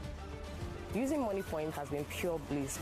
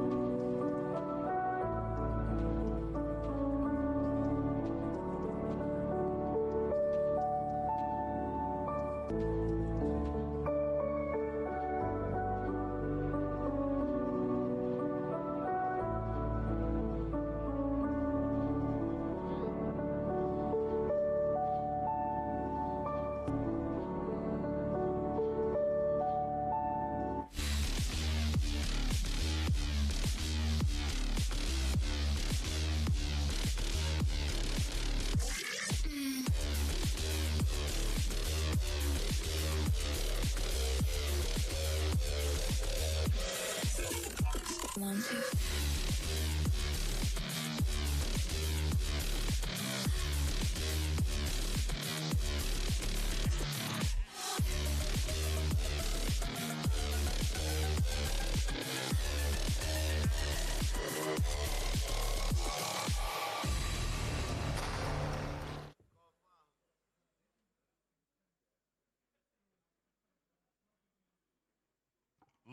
and gentlemen, the referee called a stop to the fight at exactly 1 minute 33 seconds of the first round.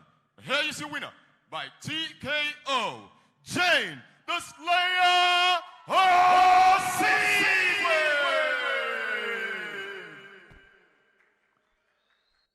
Ladies and gentlemen, that was the conclusion of Fight 4. In the women's bantamweight division, we have Jane Osigwe with an emotional victory. One day, today's her birthday, isn't it, Hugo? Yeah. Today is actually her birthday, and she seemed in a hurry to get to the after party, you know. Such an impressive victory, and she's coming off a loss, you know, and obviously Jane doesn't do well with losses. She must have worked so hard.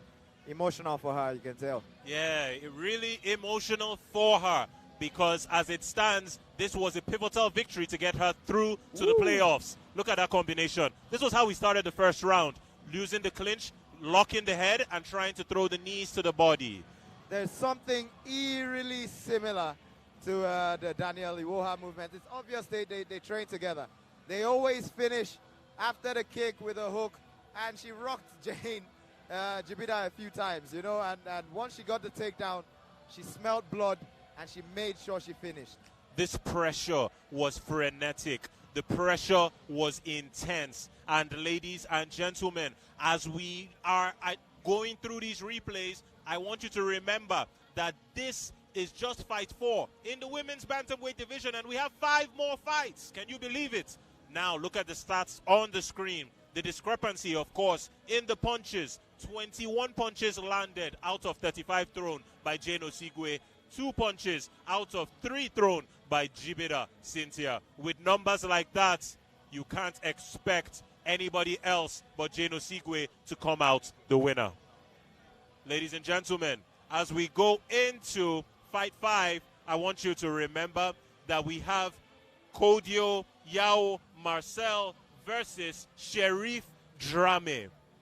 Cherif Drame, of course, is a standout face in the African knockout. We have seen him compete against Segun Ogunoiki. He has cinched victories and is at the top of the middleweight division. And he goes against Kouadio Marcel. Ladies and gentlemen, guaranteed to be fireworks in this middleweight division. Hugo, is this the bout, or is it another bout that you are looking forward to the most this evening? Well, this is one of the bouts I was looking forward to. I wouldn't say it's the bout I was looking forward to the most, but you know what Cherif Drame brings? He brings a lot of excitement. He brings a lot of flair. You know, Drame comes with the spinning elbows, the fly knees. We saw him in his fight against Ogunoiki.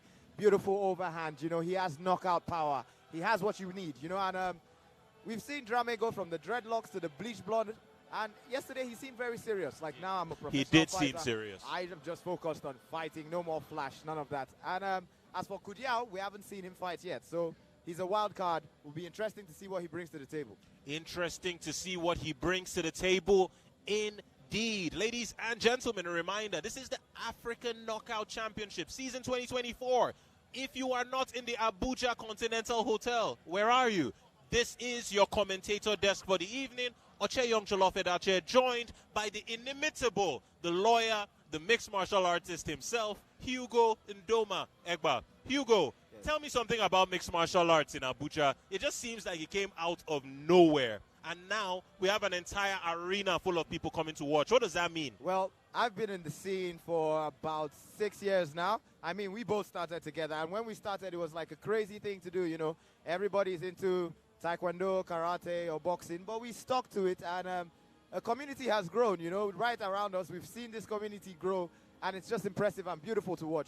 I remember going to the first edition of the AKO show, and this is something else now, you know. This is something else. This is big. The quality of the fighters, the quality of the production, the event said that the scenery, the setting, everything is just perfect now. It's just perfect now. I believe the young ones say something along the lines of, if you know now, or if you don't know, now you know. The African Knockout is the premier mixed martial arts organization in West Africa. It's so obvious that the energy is different, the presentation is different, the audience is engaged, and we can't wait. We really can't wait. 4 more fights left this evening. We are on the edge of our seats. We hope you are as well. And this is a reminder that we are having 4 more fights, concluding with the middleweight bout between Flex Munwe and Daniel Big Shaq Emeka. I believe that's Hugo's most anticipated fight of the evening. Oh, Big Shaq. Big Shaq. I love to watch Big Shaq fight because he comes ready. He just comes to finish fights. He comes to give the crowd what they actually want. You know, we come here to see fights finish, something spectacular, something entertaining, and that's what he brings. Flex Munwe on the other side, he's a monster. You know, I was in the room, in the last fight, I was in the room opposite Flex and Musasa's room, and I saw Flex walk past me, and I said, oh my God, this is a massive middleweight. You know, he's a big guy, and he does know how to execute a game plan. He's very good with his wrestling. He has a very long reach and power in his hand, so this should be interesting to see. This should be interesting to see indeed, ladies and gentlemen, as we have the replays from the first fight on the screen right now. This was between Emmanuel Norie and, if I remember the names correctly, that was Danny the Great, a.k.a. Daniel Iwoha. And we now have Melvin, the African sniper, Ugochukwu, crowd favorite, going against Israel Mano, the blacksmith from Burkina Faso. Beautiful right hook counter, right straight counter, from Melvin Ugochukwu. I am, of course, joined on the commentator's desk with Hugo as we analyze more replays on the screen. It appears that our right hand is Ugochukwu, Melvin's moneymaker. Hugo. Oh, we've seen him finish fights with that hand. The last 2 fights I saw him win by a knockout was with that right hand. And he just dropped Israel Manu with the right hand as well in the second round. You know, he's definitely worked a lot on his boxing. We'd like to see Ugochukwu work a little bit more on his grappling. I want to see him tested in that department. I can't wait. I cannot wait. Ladies and gentlemen, the energy is palpable in the arena. We have our medical staff in display. We have everybody in the audience just in attendance on the edge of their seats. We have us, your commentators, waiting with bated breath. Any moment from now, we will be approaching fight 5 of 9 fights of the evening. I can't wait. I don't know about you. Well, to be honest, if you need to use the bathroom, this is the best time for you to go and come back because you know how these things happen. First fight was such a great example of what you can miss if you blink. That fight lasted barely 1 minute. And the last fight we just witnessed between Jibidar Cythia and Jane Osigwe was the same thing. So I think you should rush to the bathroom, rush to the kitchen, grab a snack, come back, sit down, strap in, because we have the middleweights coming in next.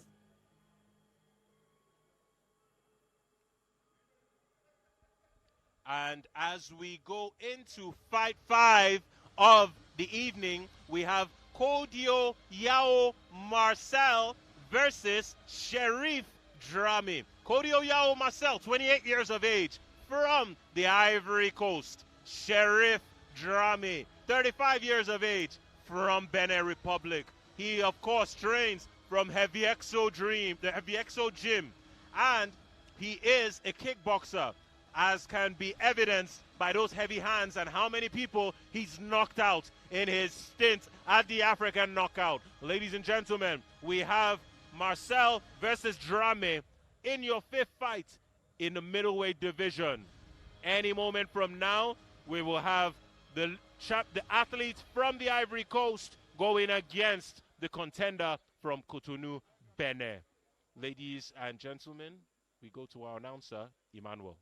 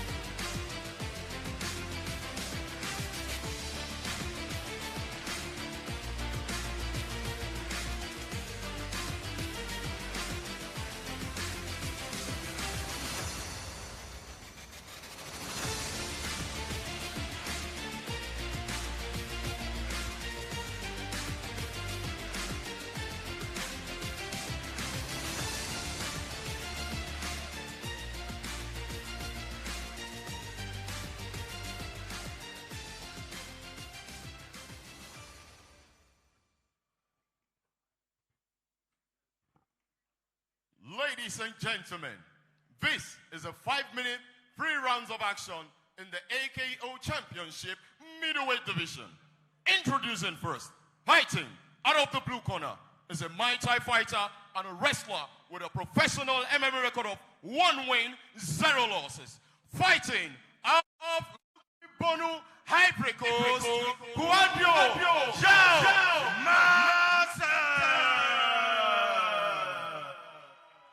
Introducing his opponent, fighting out of the red corner is a kickboxer with a professional MMA record of 8 wins and 3 losses. Fighting out of Cotonou, Benin, Cherif, Black Loop, Drame. Our referee at the center of the ring is Chinasa. Obey my commands, okay? Touch gloves, if you wish. Go back to your corners. Go back.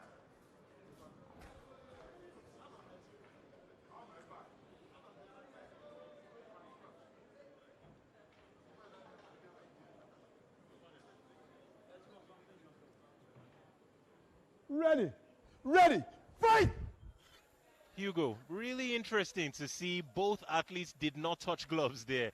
I wonder whether that was a language barrier or that's just the beef. Exactly what I was thinking. Exactly what I was thinking. I think it might have been an English versus French thing. Yeah, Marcel, English not being his first language, and Drame actually. So, as we pay attention to the action on the screen right now, we have both men in the orthodox stance, left leg in front, and deft and light footwork used to navigate the cage so far. Hugo, we know that Drame has... Oh, solid uppercut! Oh, my days! That was an uppercut! Uppercut out of nowhere. No one has seen he put him out. Drame put out like this before. No one has seen Drame put out like this before, Hugo. Boy, what do you think just happened? I saw him try to set up that right hand. You know, he kept on looking. He kept on looking at Yao Marcel's left hand, and then he dove in with his overhand. But Marcel had 2 hooks ready to reply. Ladies and gentlemen, a reminder that this promotion is called the African Knockout for a reason. Because if you blink, you just might miss it. That was Kouadio Yao Marcel from the Ivory Coast versus Cherif Drame. Oh, Drame is back up now, or at least he's back conscious, but I don't know if he has his wits around him yet. Yes, he landed an overhand, but Yao had those 2 hooks waiting for him. He was waiting for Yao's left hand, and once he thought he saw it, he was out by the first punch, wasn't he? He was out by the first punch. The first uppercut. The uppercut sets the head for the left hook to make a clear and concise connection with his jaw. His jaw switched from side to side, causing the brain to rattle in the skull, leading to a knockout. Ladies and gentlemen, that was the end of Fight 5. You blink, you miss it. That was a knockout. Cherif Drame. Drame, like the warrior that he is, he's so eager to get up. The medical staff are just begging him. They're just telling him, listen, you need to sit down. We need to have a look at you. Because those were some heavy hits he took. Heavy hits. And look at Marcel. He's back in his sunglasses. Cool as you like. I think that's the coolest thing I've seen today, to be honest. He walked in with the glasses, looking like a Terminator, ended the fight, stands up like a Terminator, and now we're about to get him crowned in the middle of the cage. Drame is back up. Very good to see that he's okay. Of course, concussive force to the skull can lead to all kinds of bewilderment and confusion. So he gets escorted off the cage before the fight announcements. No, it appears he's going to stay in the cage for the fight announcements. Oh, boy. Kouadio Yao Marcel versus Cherif Drame. Oh, boy.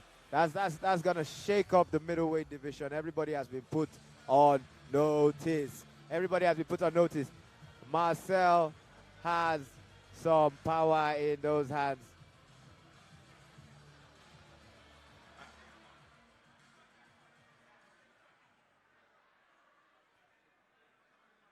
Ladies and gentlemen, The referee called a stop to the fight at 42 seconds of the first round. Here is your winner by knockout, Marcel!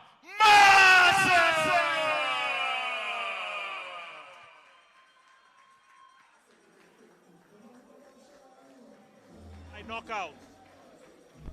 Wow, wow, wow, wow. Power in those hands, power in those hands. I can see the look of disappointment on Cherif Drame's face. I mean, it's to be expected. You've worked so hard all year round for at least 15 minutes. But hey, sometimes these fights last just 1-2 minutes. We have to give Marcel a lot of credit for the amount of power in his hands. Such a debut. What an introduction to the middleweight division. How do you make that your debut? I don't know. Knocking out a monster like Cherif Drame in the opening seconds of the first round. As far as statements go, a statement has been made. Yeah. It happened in slow motion, but it happened so fast as well, you know. I saw Drame. I saw him looking at that left hand, setting up his overhand, but he got countered with those two wild hooks. And just like that, Fight 5 has been completed. We are going straight into the 6th bout of the evening. 6 bouts, just 3 fights left, and we are done for the evening, ladies and gentlemen. This is the African Knockout Championship Season 4. You are welcome to the Federal Capital Territory as we go on a commercial break.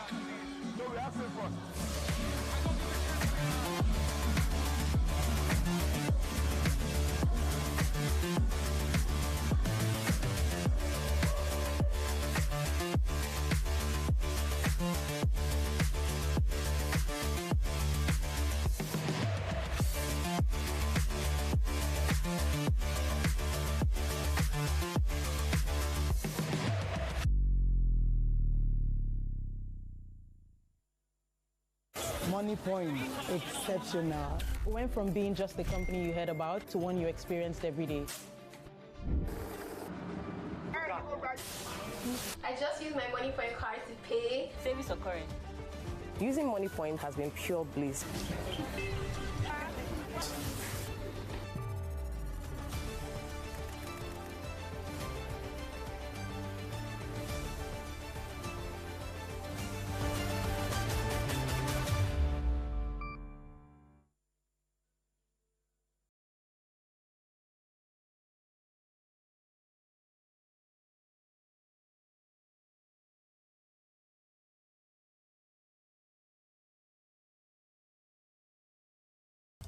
As a Fidelity customer, you can take your bank with you wherever you go on our mobile app and star 770 # instant banking platform. Open up a world of opportunities and banking from anywhere without data or internet connection using the code star 770 #. Need to transfer funds? No problem. Pay bills from the comfort of your home? No problem. Buy airtime and check data on the move. Account balance, account opening, and more. No problem. At home or on the go, our mobile app offers all the convenience of online banking, as well as being able to apply for fast loans and earn loyalty reward points. Fidelity Electronic Banking. Take your bank with you wherever you go. We are Fidelity. We keep our word.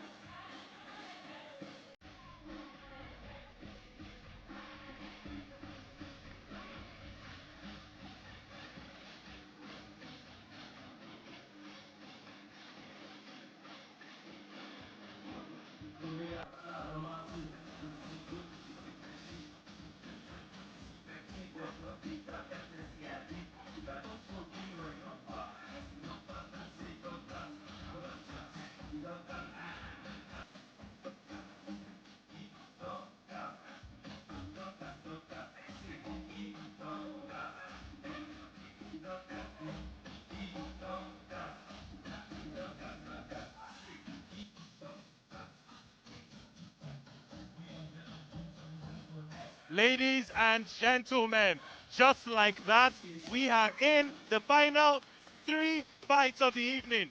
Daniel Iwoha has defeated Emmanuel Nwurie by knockout. Melvin, the African sniper Ugochukwu, defeats Israel Mano by unanimous decision. Andre Mukisi from Angola, of course, defeats Emmanuel Benard from Nigeria by split decision. Hugo, out of these first 3, what fights were you looking forward to the most? Oh, all these fights look like so long ago now. Fight I'm looking forward to right now is still the main event. But we still have how many fights to go? We still have about 4 fights to go. So a lot of excitement still. You know, I'm sure there's a lot for us to see.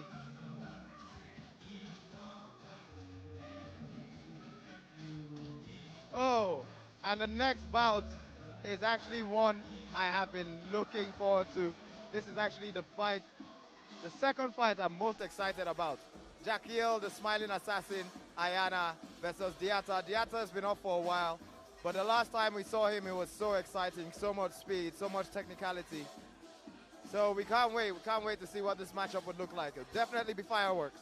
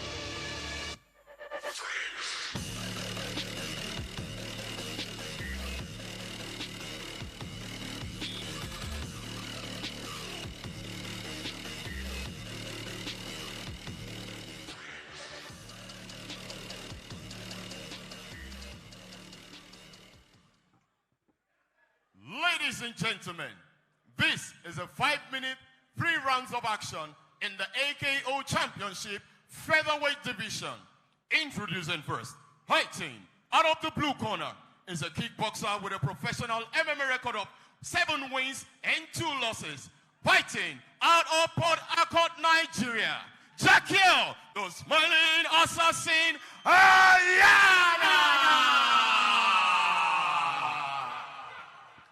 Introducing his opponent, fighting out of the red corner is a striker and a wrestler with an MMA record of 1 win, 2 losses. Fighting out of Dakar, Senegal, Gasmir, Diatta!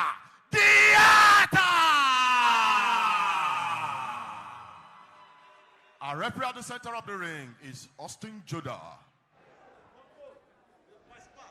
Easy. Fighters, protect yourself at all times. Obey my rules. Touch gloves if you want. Back to your corner.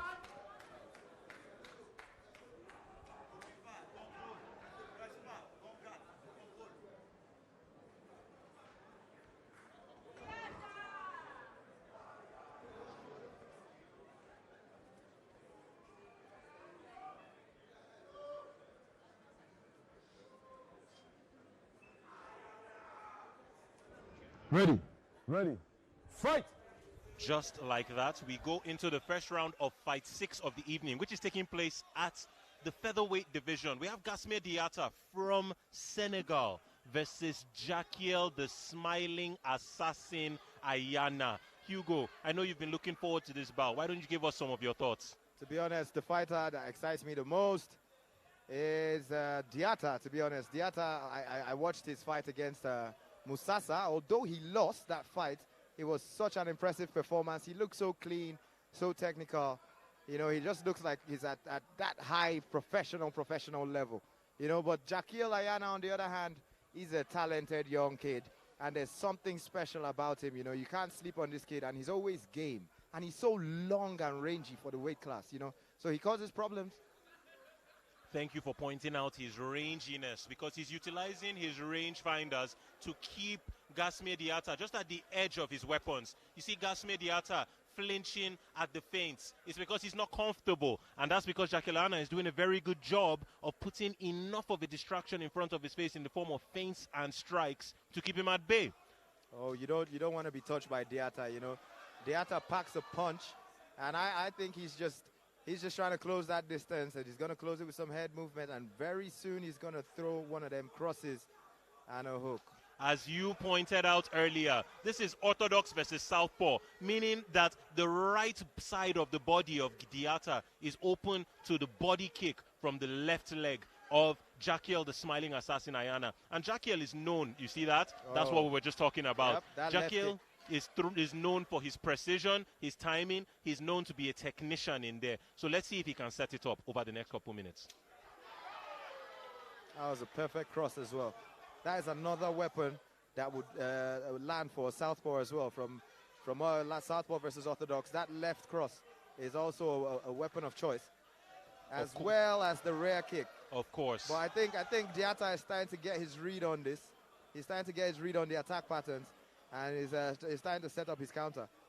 Something I do like about Jackiel Ayana, though, is utilization of lateral movements to escape the edges of the cage. And he's not just going left or right. Ooh. Solid left kick connecting just across the guard of Gasmir Diatta from Senegal.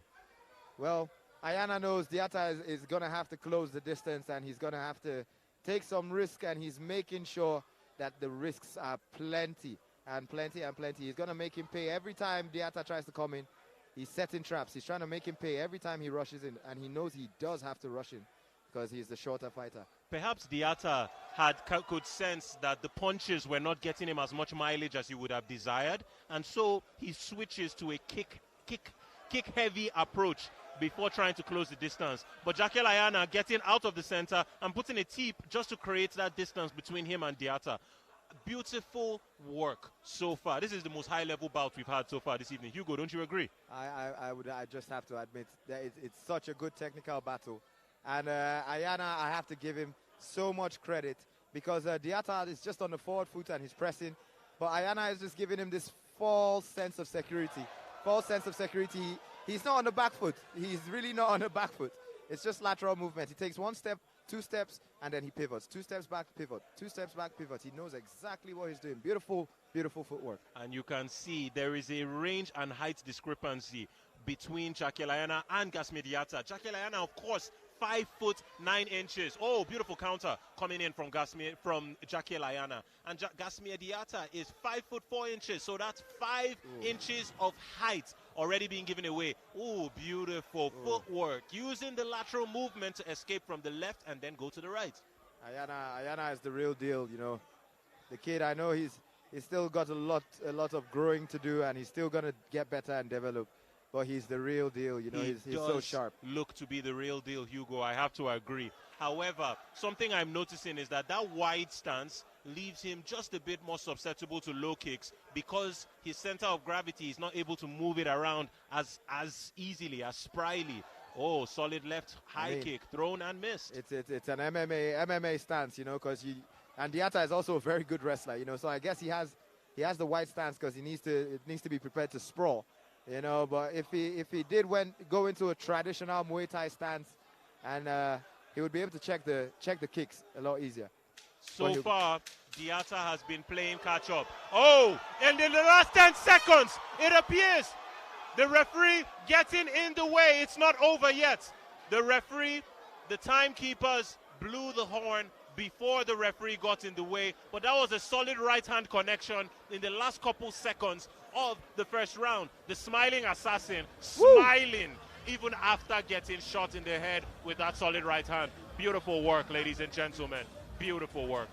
Diatta was just waiting for his moment, wasn't he? He was just waiting for his moment, and when it came, when he smelled blood, he tried to go in for the finish. I have to give Jackiel Ayana some credit because even when he was put on the back, he kept on moving his head, you know. He kept on moving his head. Look at that. Left, right, left, right. He does not want to get hit by one shot. And I guess he avoided damage. Well, ladies and gentlemen, something that always makes me happy about the African knockouts is that the fights get better as the card progresses. We can see the statistics on the screen. A massive discrepancy in terms of punches thrown by both men. Diatta threw 98 punches, only landing 7. The smiling assassin, however, threw 13 and landed 5. Ladies and gentlemen, it's closer than it looked on initial investigation. And as we go into the second round with our ring girls letting us know, we will find out even more about both athletes. Diatta has started this round with some urgency now, you know. He's trying to close the distance and land some shots. But he should be careful. He should be careful. Ayana is setting traps. He's just not moving back. You see, there he goes with a beautiful cross. It does appear. Beautiful inside leg kick landing from Jackiel, the smiling assassin Ayana. That's the same right hand that sent him back. Overhand. The body language not looking very convincing. However, he's still in this fight. That right hand is connecting repeatedly. Gasmir Diatta does this to everyone. That's a spinning elbow. What a beautiful spinning elbow from Jackiel Ayana. The smiling assassin still has fight in this one. Oh my gosh. This is a bad position to be in now. But He's fully mounted. Diatta spreading that ground and pound enough for anyone. The referee saying he doesn't want him to grab the cage. Jackiel Ayana, does he have the reversal on the ground? Gasmir Diatta raining the damage. Ladies and gentlemen, the referee getting in the way. The referee getting in the way and stopping the bout. Gasmir Diatta, you cannot sleep when this man is fighting. He takes his time, but when he throws, it's fireworks. Oh my goodness. Oh my God, he took his time. Welcome back, Gasmir Diatta. Smiling assassin, he's not impressed. He thought the fight was called off a bit too early. He thought he was still in it, you know, but it was a very compromising position. He had himself fully mounted, but he was in the kitchen, and he still looks okay. He has his wits about him. But welcome back, Diatta. Welcome back, Diatta. Good way to come back from a loss.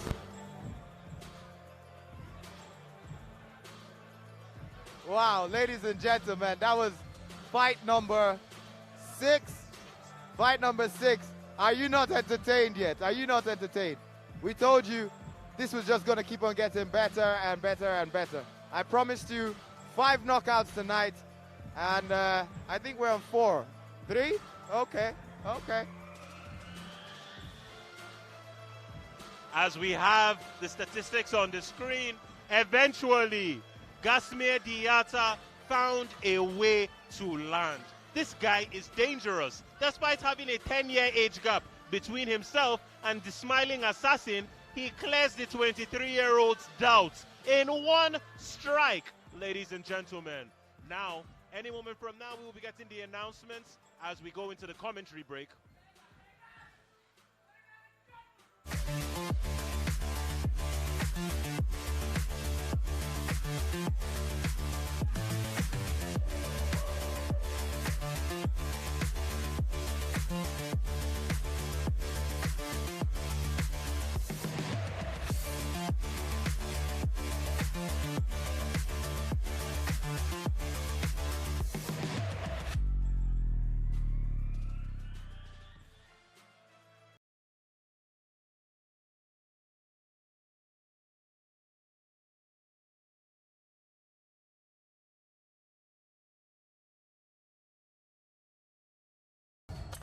As a Fidelity customer, you can take your bank with you wherever you go on our mobile app and star 770 # instant banking platform. Open up a world of opportunities and banking from anywhere without data or internet connection using the code star 770 #. Need to transfer funds? No problem. Pay bills from the comfort of your home? No problem. Buy airtime and check data on the move. Account balance, account opening, and more. No problem. At home or on the go, our mobile app offers all the convenience of online banking, as well as being able to apply for fast loans and earn loyalty reward points. Fidelity Electronic Banking. Take your bank with you wherever you go. We are Fidelity. We keep our word.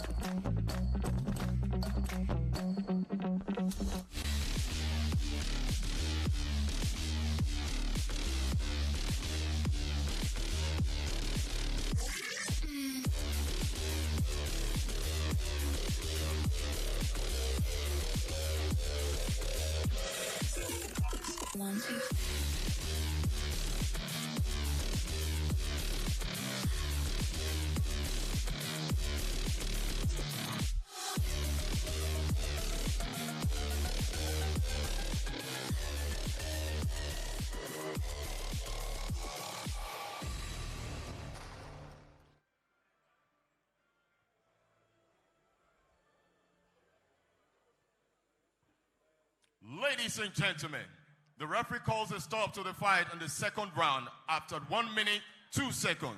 And here is your winner by ground and pound, Gasmir Diatta!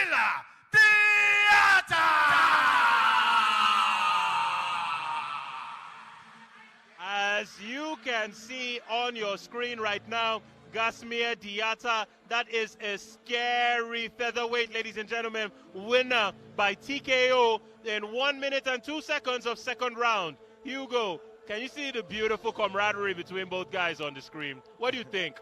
I mean, Jackiel Ayana, definitely a young kid, lots of potential. The boy looks so sharp, but I guess tonight he was just up against a better, more experienced, more exposed fighter.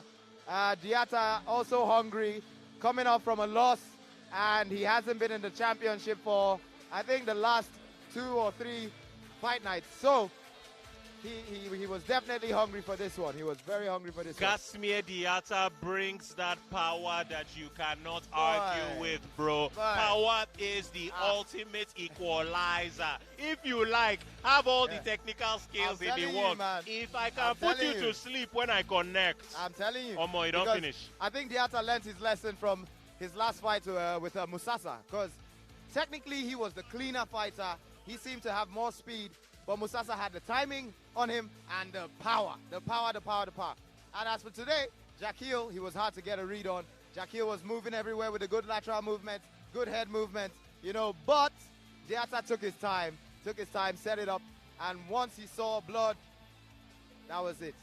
I believe it's commonly said 100 days for the thief and 1 day for the owner. You can run from the KO as long as you want. But it appears that once Gasmir Diatta, the killer, has his eyes on you, there's nowhere to run to. Nah, so, such a good performer. He's an amazing performer. And I'm wondering if there are more people in Senegal who are monsters like this guy. Because he just came out of nowhere. We didn't know who Gasmir Diatta was, but then he came, boom, knocked out Emmanuel Benard about a year and a half ago, and then now here he is getting TKOs by ground and pound, and we don't know what to say. He's here, and he's the real deal, Hugo. To be honest, I see him finishing at the top of the featherweight division, you know, so it's good to have him back. It's a very competitive division, very competitive, and those 3 points are going to be very important, very, very important. As we approach Fight 8 of the evening, ladies and gentlemen, we make our way into the light heavyweight division, where we have Athanassius Pius making his debut. Daniel Iwoha defeated Emmanuel in the first bout by KO. And any moment from now, we go straight into our 8th fight of the evening. Athanassius Pius versus Richard Muzaan. Richard Muzaan, 24 years of age, and Athanassius, 23 years of age, from Cameroon, while Richard is from Nigeria. Richard, well known for having the knees in the clinch, the elbows on with the perfect placement, and any moment from now, ladies and gentlemen, they'll be walking to the screen. But we have our fight card on the screen. Hugo, do you want to take us through our fight so far and let us know what we've seen so far? Wow, I can't believe we're on fight number 8 already.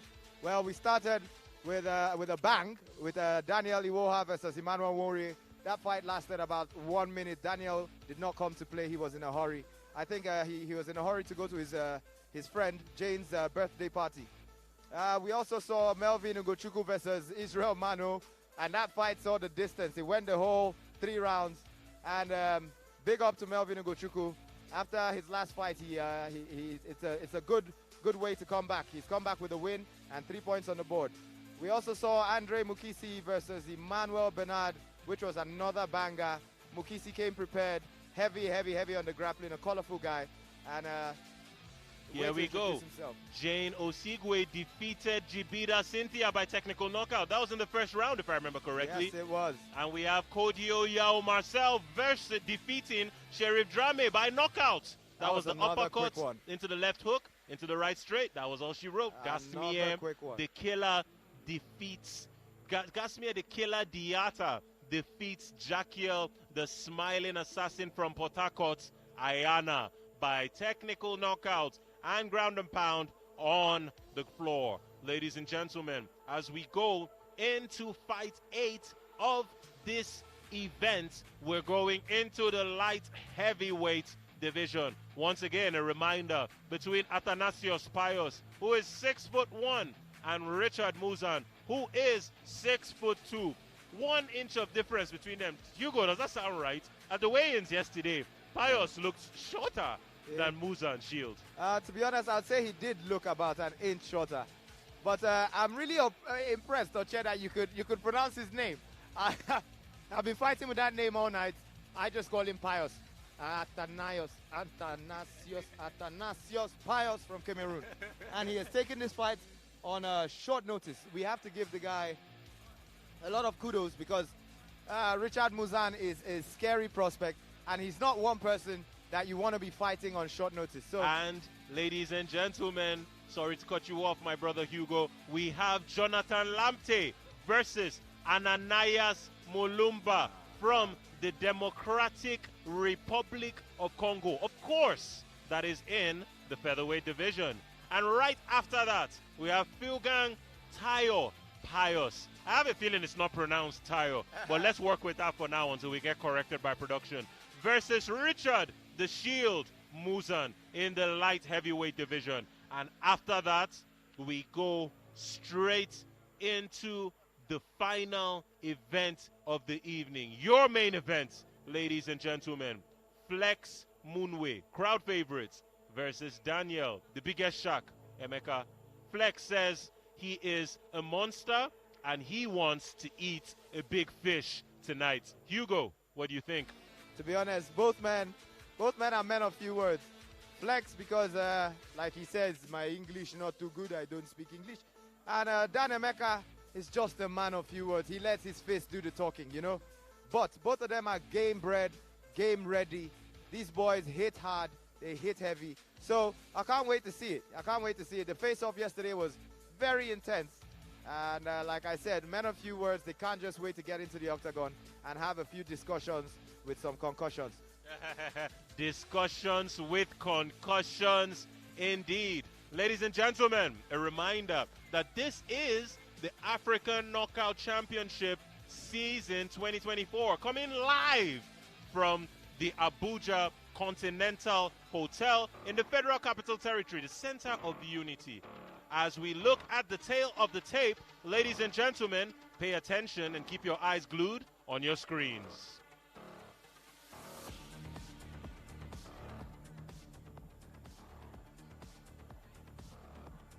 Ladies and gentlemen, the tail of the tape for the next bout of the evening, which is, of course, between one of my favorites to watch, Ananias Mulumba from Lumumbashi in the Democratic Republic of Congo. He comes to us with 28 years of age. His weight is 68.1 kg, which is the featherweight division.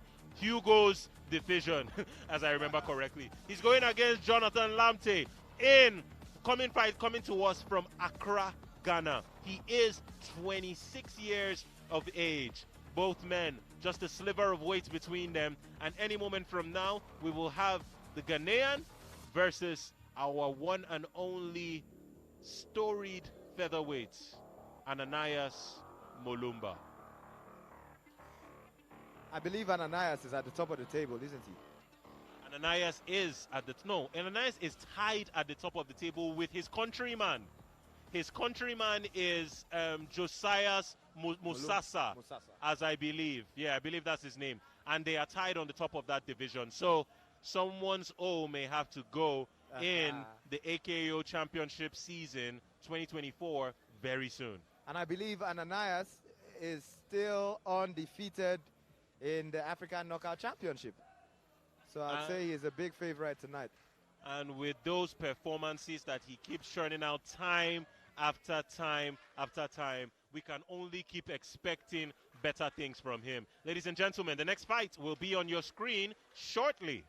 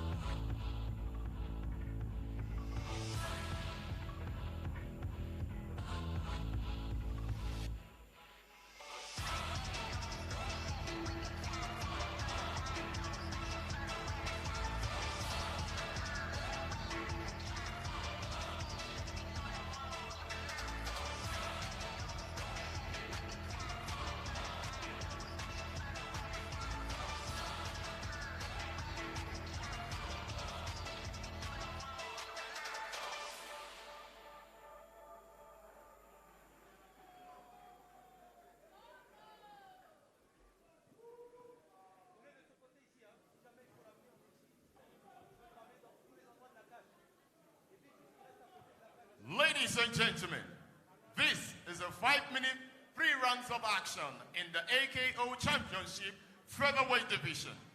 Introducing first, fighting out of the blue corner is a kickboxer with a professional MMA record of 3 wins and 1 loss. Fighting out of Accra, Ghana, Jonathan Wildakama Lamptey.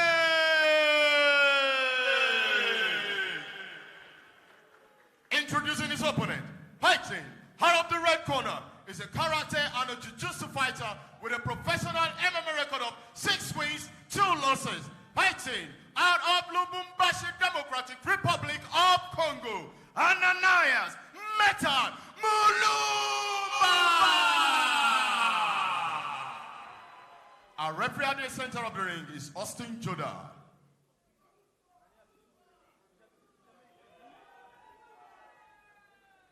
Protect yourselves at all times. Now touch gloves if you want.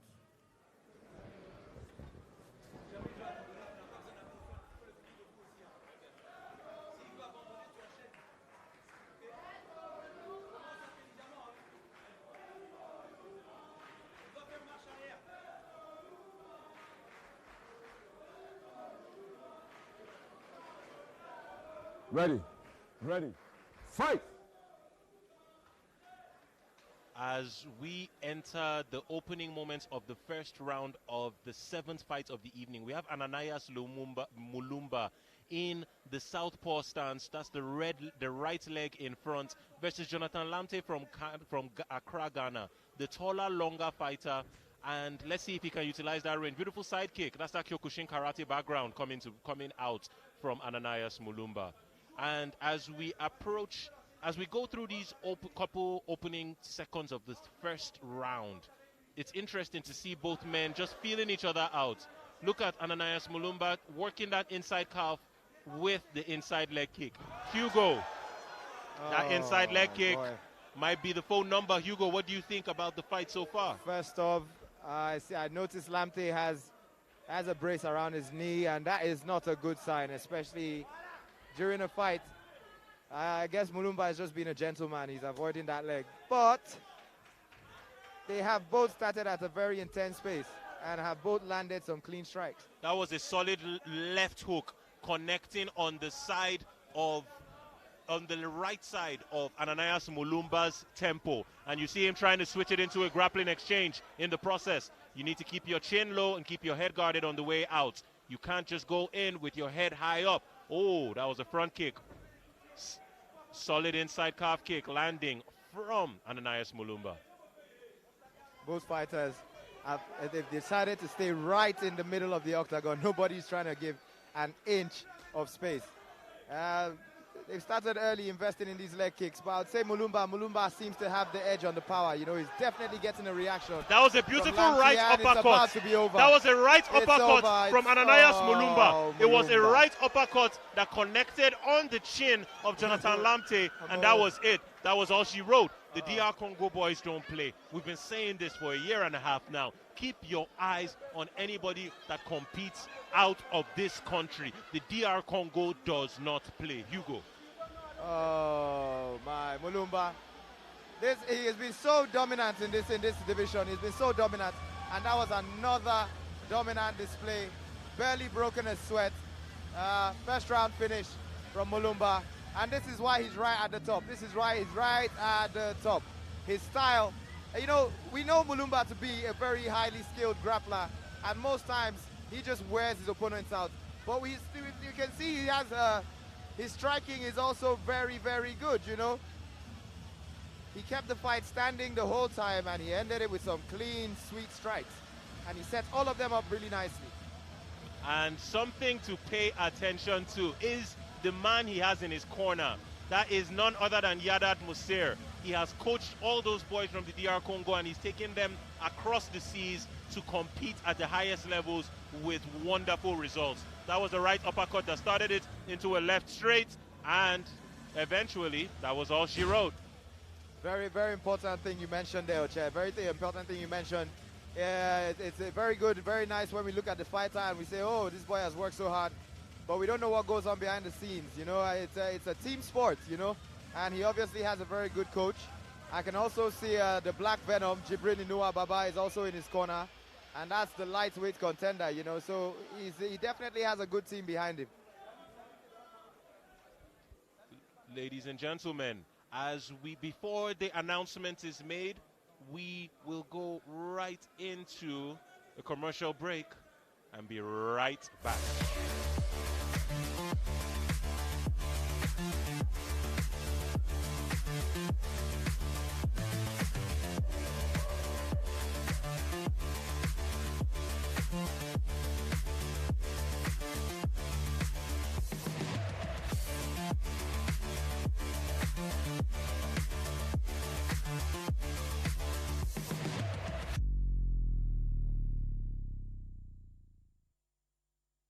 Money Point, exceptional. Went from being just a company you heard about to one you experienced every day.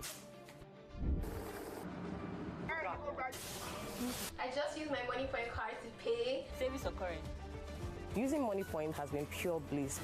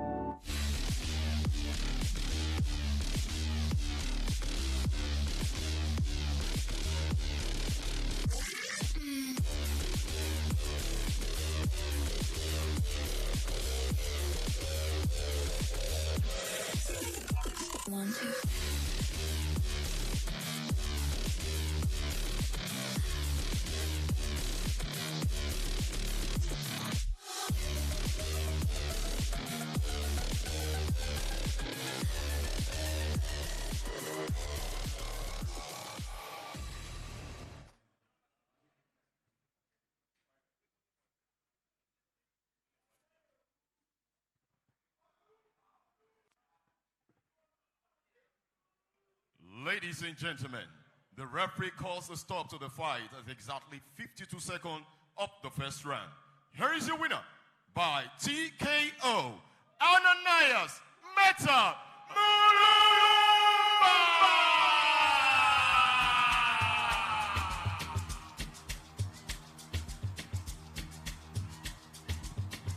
winner by TKO in 52 seconds of the first round. That's been quite a few first round finishes so far, Hugo. Some of these guys seem to be in a hurry. I don't know where they want to go. They want to go to the after party. They have no time to wait. That was such a dominant performance by Mulumba. And that's exactly why he's right on top of the featherweight division, you know. He puts in that work. We had 6 kicks landed out of 10 thrown by Ananias Mulumba. And we have only 2 out of the 3 strikes, that kicks thrown by Jonathan Lamptey connecting. The rest on the board was it split up evenly across punches. 14 punches landed by Ananias Mulumba, and only 7, half of that number, landed by his opponent, Jonathan Lamptey. It was a short fight, didn't go too long, but that was all we needed. Ananias ends it in style. It was a very calculated fight.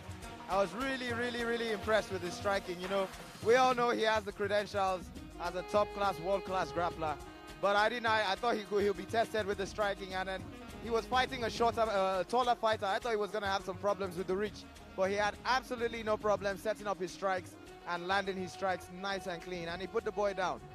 He did put the boy down. That right uppercut was just money, straight into a stiff left jab, and that was all she wrote, ladies and gentlemen. Night-night, straight to the land of wind and ghosts.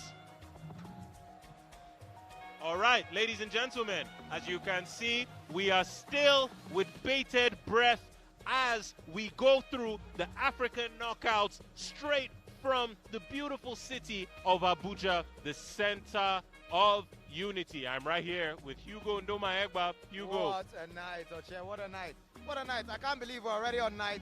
That was fight 7, well, fight 8 now, and it's coming to an end. I'm very upset. I wish this would go on all night, you know. I really do wish that this could go on for all night. But we do have quite a few extracurricular activities planned. And as we go, we still have 2 more fights left, culminating in the main event of the evening. Any moment from now, we will be going to a break to return shortly.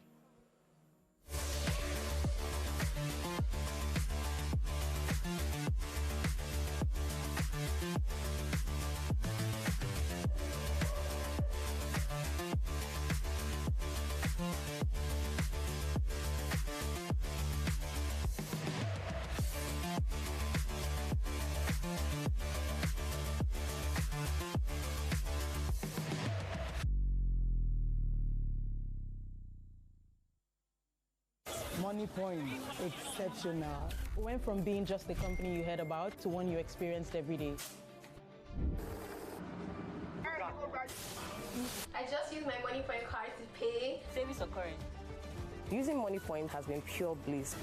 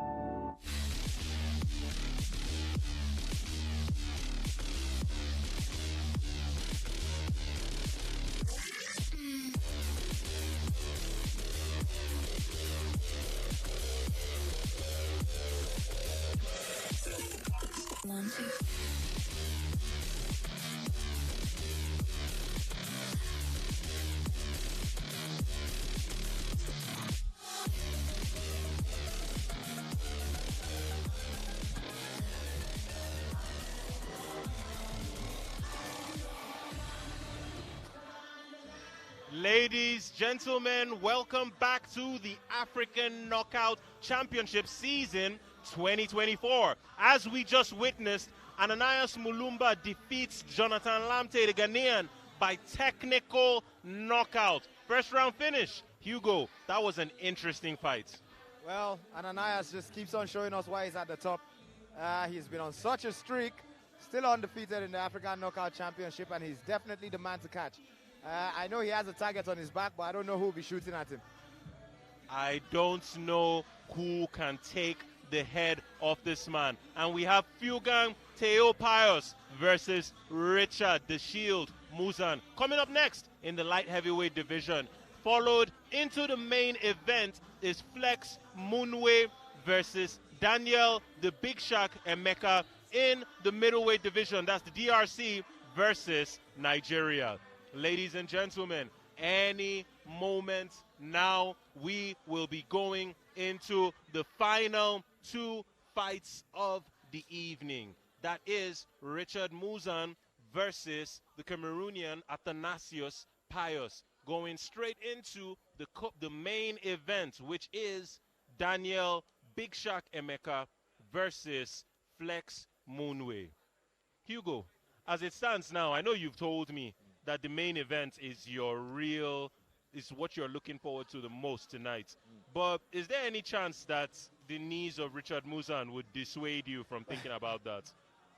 Boy, from the weigh-in last night, oh my God, he's such a confident kid, you know, he's the Shield. I think he should be called Thanos, and he's the All-African Games world champion, gold medalist, you know, so he's a scary, scary prospect.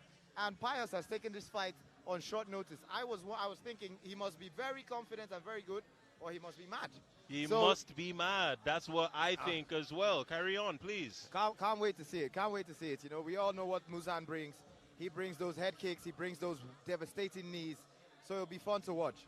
It will be fun to watch. Ladies and gentlemen, on your screens right now, in the light heavyweight division, we have the tail of the tape. Athanassius Feugang versus Richard the Shield Muzaan. Any moment now, we will return. Wahala. I think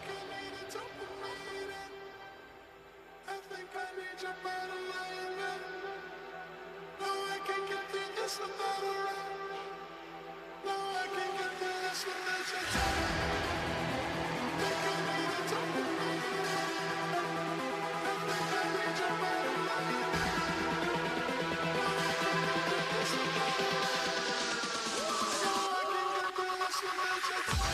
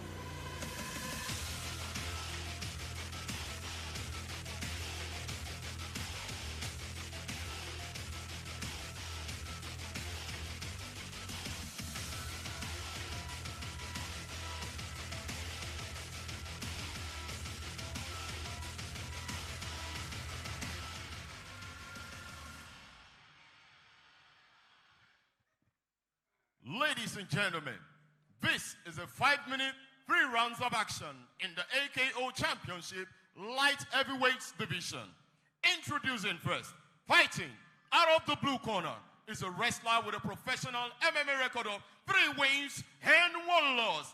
Fighting out of Douala, Cameroon, Athanassius, the gladiator,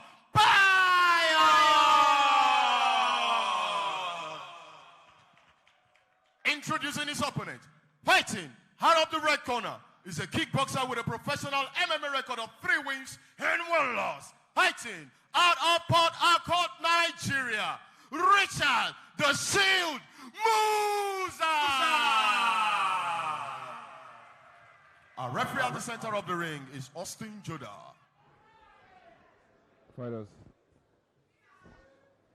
we've gone over the rules. You know the rules. Obey my commands at all times.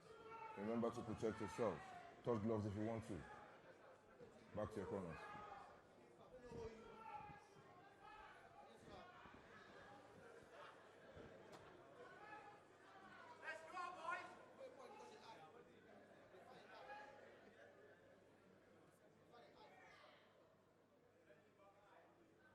Ready. Ready. Fight! Ladies and gentlemen, as we go straight into round 1 of the 8th fight of the evening, a reminder that this is between Richard the Shield Muzaan versus Athanassius Pius from Cameroon. Hugo, what should our people at home be looking for from both fighters? Well, Muzaan is the longer fighter, so we'll be expecting some long-range weapons. You know, there we go. We'll be expecting some teeps, some low kicks, some jabs. You know, straight punches, and from Pius would need to have good footwork, good head movement. He'd have to find a way to close down that distance. The lateral movement seems to be a bit hesitant on the side of Richard Muzaan, getting cornered on the side, but you can see he still puts a lot of danger in the way of his opponent. His opponent, Athanassius Pius, taking his time. I don't want him to dip that head a little too much because Richard Muzaan, of course, known for having devastating knees right down the middle.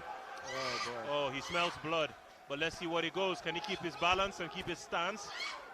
Not get too antsy and blow the gas tank. Hugo, what do you think about the action so far?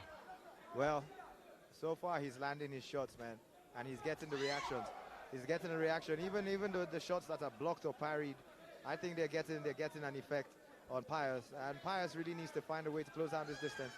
Maybe he should get in a clinch or a wrestling situation here and test Muzaan on the wrestling. It appears Athanassius Pius, the referee seemed to have gotten in as soon as he had seen enough. The Shield, Richard Muzaan, applied a little too much damage that went unanswered. And just like that, the referee had seen enough. A reminder that our referee for the evening is none other than Mr. Austin Judah. Hugo, what did you think about that stoppage? Oh, boy. Based on Pius's reaction, Pius seems upset. You know, he feels like the fight was ended a bit too early. And he was definitely game. He still wanted to go. He's upset about that. But like I said, his hands were up. But I could tell he was taking some damage. He could definitely feel the power. His hands were up. He was defending himself, but he could definitely feel the power. Well, Muzaan stays at the top, and we know he has 8 points. So with this 3 now, he's almost uncatchable. I mean, he's hard not to like Richard Muzaan. He's a big and scary guy. I mean, look at him as a specimen. But when you meet him outside the cage, he's such a nice, down-to-earth, respectful young man. A champion in the making, definitely. This is the All-African Games gold medalist, and he's shown why he comes with big credentials. This is, of course, the African Knockout Championship Season 24.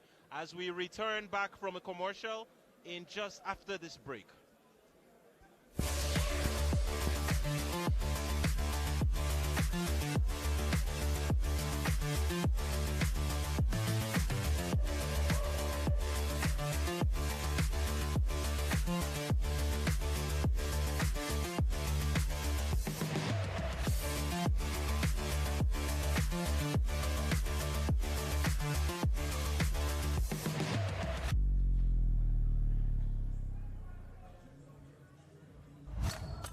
As a Fidelity customer, you can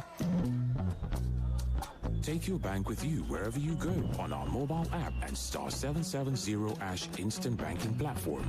Open up a world of opportunities and banking from anywhere without data or internet connection using the code star 770 #.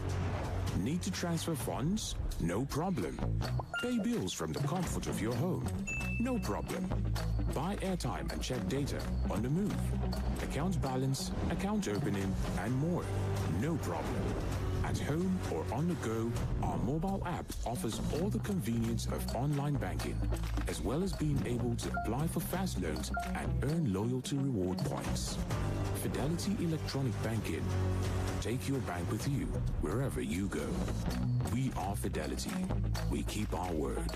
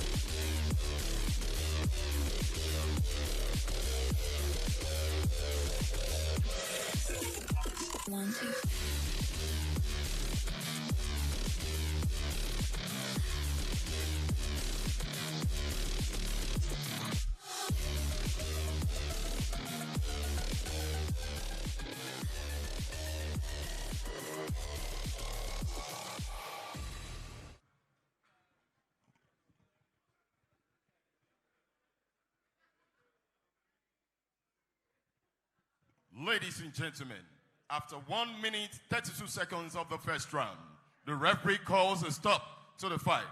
And here is a winner by TKO, Richard Muzaan.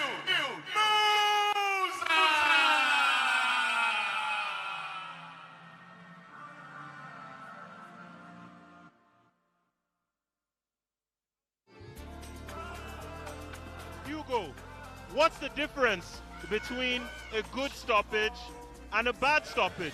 The referee clearly went in the moment he thought he saw the athlete hurt. But something tells me you might disagree with that opinion. Well, I mean, he's the ref, he's in there, he knows what he saw. But me personally, as a fighter, I thought that was a bit early. I know the shots were heavy and they looked heavy, but he had his hands up. You know, he was intelligently defending himself. And he might have been waiting for an opening. You know, there was a counter there. Who knows? You know, he had his hands up. I think it's a good stoppage when the fighter is obviously not intelligently defending himself. And it's a bad stoppage when the fighter is still clearly in the fight, you know. The thing now is, if you look at the statistics on the screen, you can see it tells the story of the fight. No strikes landed on the side of Athanassius, Feugang, and then Richard Muzaan just raining strikes willy and nilly until the will of his opponent was broken. Was that an early stoppage? I think an argument could be made because, as Hugo rightly pointed out, the fighter in Athanassius Feugang was defending himself intelligently. Ladies and gentlemen, as we go on the commercial break, we will return shortly.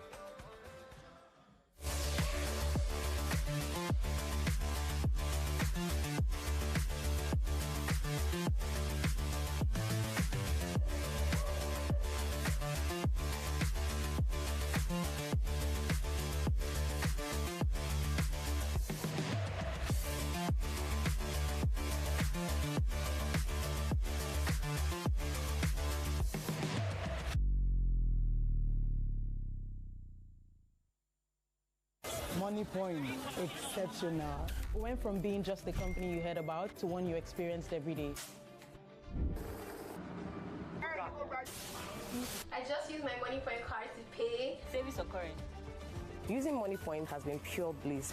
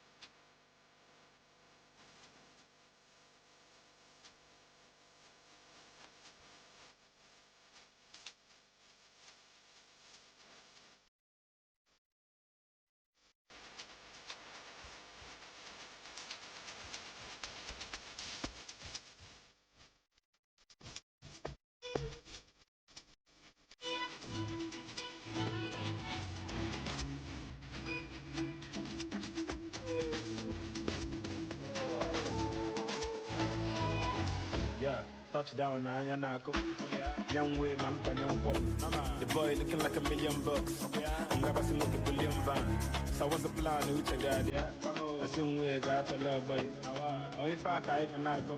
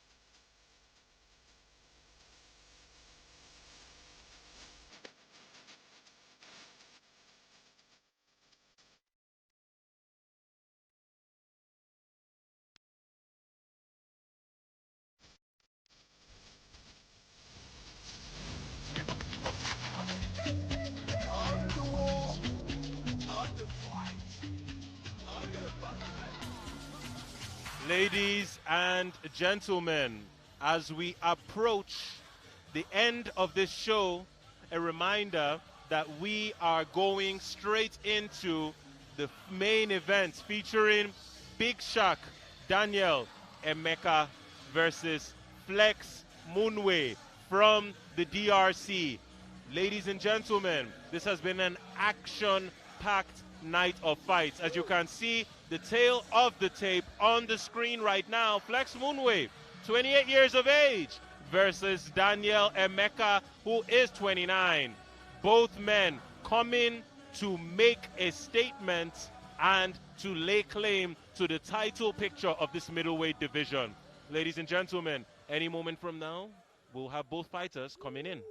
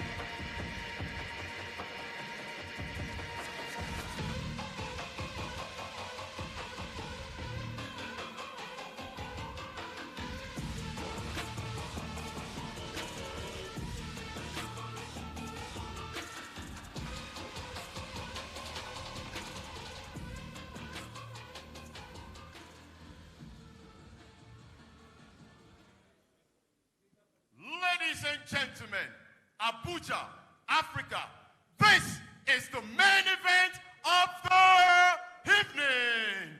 Moving forward, this is a 5-minute pre-runs of action in the AKO Championship Middleweight Division. Introducing first, fighting out of the blue corner is a grappler with a professional MMA record of 4 wins, 1 loss. Fighting out of Lubumbashi, Democratic Republic of Congo, Flex the Monster Munwe. Introducing his opponent, fighting out of the red corner is a kickboxer with a professional MMA record of 6 wins, 3 losses. Fighting out of Ondo State, Nigeria, Daniel the Big Shark Emeka. Our referee at the center of the ring is Austin Judah.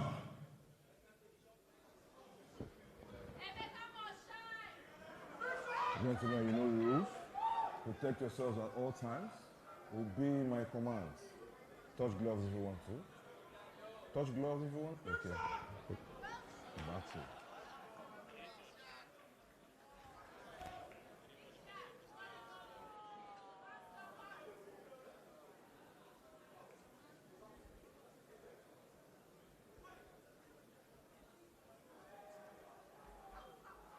Are you ready?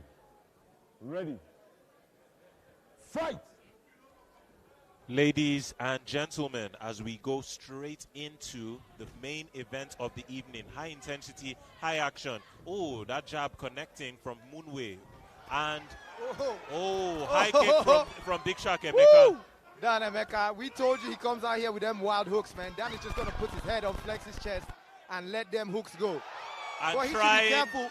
Trying his best not to get grappled, it seems. He doesn't want to exchange his weight for Flexes in a grappling exchange. So he's doing his best to play Matador and escape the corners of the cage. Those hooks are wild, as you said. The entry is deep enough into side control. Hugo, walk us through. Both fighters started at such an intense pace. You know, I wouldn't expect anything less. Flex, the longer fighter, he was trying with the jab, trying to keep Big Shark at bay, and then Big Shark was just trying to put his head on Flex's chest and let them hooks go. But like you said, he did not want to be taken down, and this is not where he would like to be. I mean, we saw how the fight with Flex versus Ogunoiki went, and once Flex gets you on the floor, it can be very, very, very, very stifling. And now he's in a full mount position already, and I mean, how many minutes into the round are we? And as we approach the 3rd minute of this first round, Flex Munwe in the full mount position, having the opportunity to pick and choose his approach in this grappling exchange. Ladies and gentlemen, reminder that their bodies are still dry. They haven't sweated through their clothes yet. And so this could be telling. The next couple seconds, the next 1 minute. Do you think Daniel Big Shark Emeka can get out through the back? Well, Hugo. Technically, there are a few things Dan Emeka can do, but he's not doing any one of them. He's just grabbing onto Flex's waist and hanging on for dear life. But this is not going to help, you know. This is just going to wear him out. He needs to get on a right shoulder. Or he needs to try and isolate one of Flex's arms and then block his leg on the same side so he can hip up and roll. As it is right now, he is stuck, and he's just hanging on for dear life. Hugo advising Daniel Big Shark Emeka to consider hip bumping and rolling, a traditional reversal in the sport of BJJ. And now Flex Munwe framing on the face of Daniel Big Shark Emeka, attempting to get his face out of the way of incoming damage. But Flex already applying the ground and pound, using gravity to even bolster those shots even harder. Boy. He's got that hip pressure. His hip pressure is really heavy, and he keeps on grapevining Dan Emeka's legs every now and then, just to make sure he doesn't get hip bumped. You know, he's trying to make sure he can't hip bump. So he's grapevining his legs, and it's causing a lot of problems for Dan Emeka. Flex Munwe alternating between the left elbow and the right strike. Left strike, right strike. Left elbow, right elbow. Until Daniel Big Shark Emeka does something about this position. Flex can choose to rest here and just keep applying enough damage to not be separated away from his opponent. Hopefully there's no early stoppage this time. Well, I can see Flex is taking his time. He's trying to wear down on his opponent. But this is such a good position to be, and I think he should make some investments while he's here. He should try and damage Dan Emeka, because Dan is in the second round. If he makes it to the second round, I'm sure Dan is going to make it so difficult for this situation to happen again. In fact, he's going to come out wild and swinging. So Flex needs to try and make sure he can finish the fight now, or give as much damage as he can.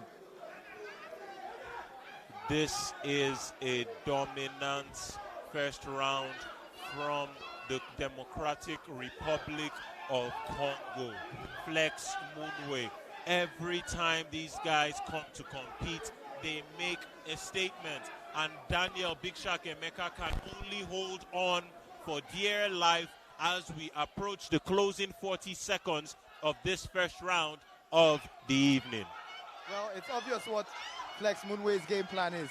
You know, it's all about the wrestling. He wants to take you down, keep you down, get some ground and pound going, minimize your mobility, take away your gas and your energy, and that's exactly what he's doing to Big Shark.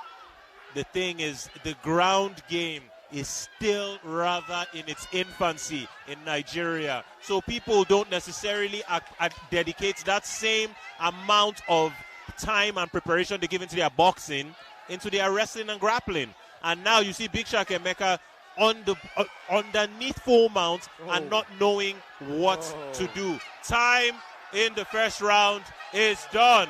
Ladies and gentlemen, the time is done. The referee does not appear to hear it. Ladies and gentlemen, the time is done in the first round. Both men walk into their corners. Daniel Big Shark Emeka could not have foresaw that this was going to be the outcome of this first round.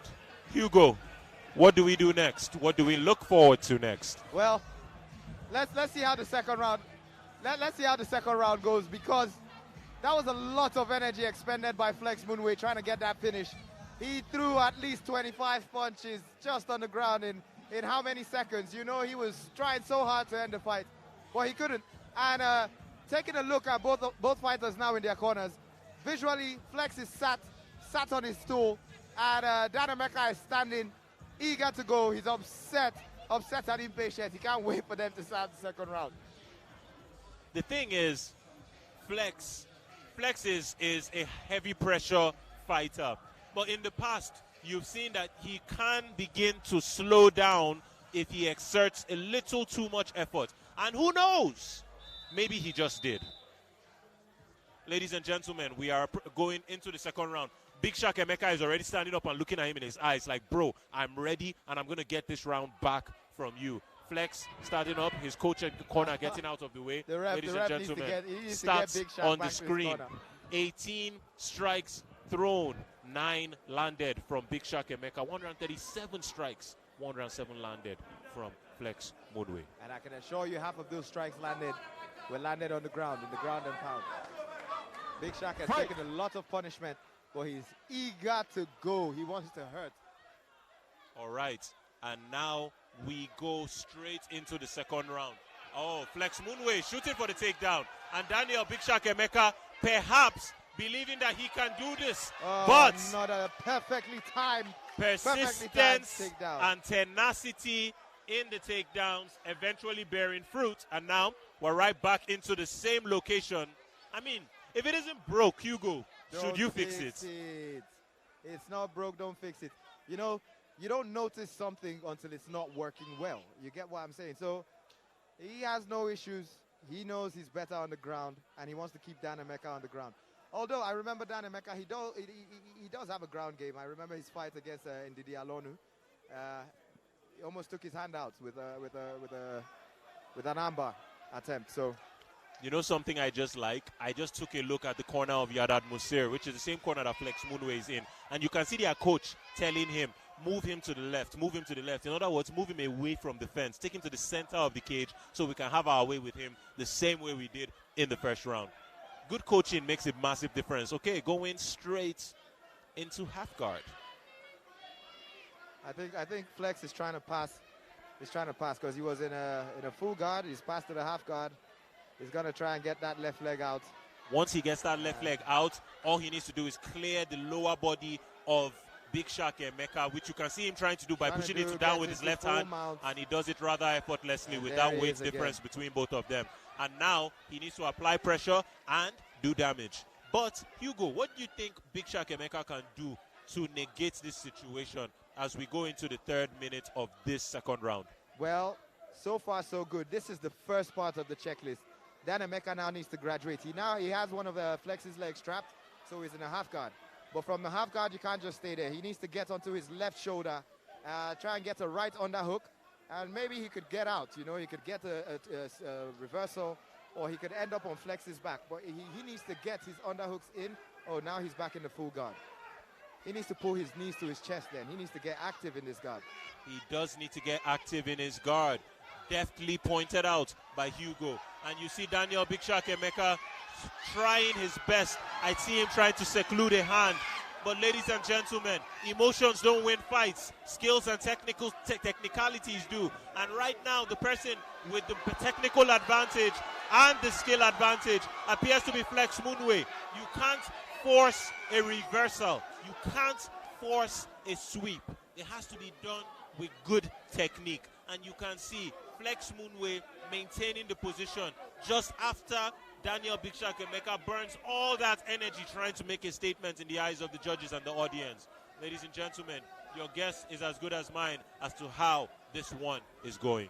I can see Dan Emeka is having a few words with Flex. He's probably telling him, you're not going to get me, you know.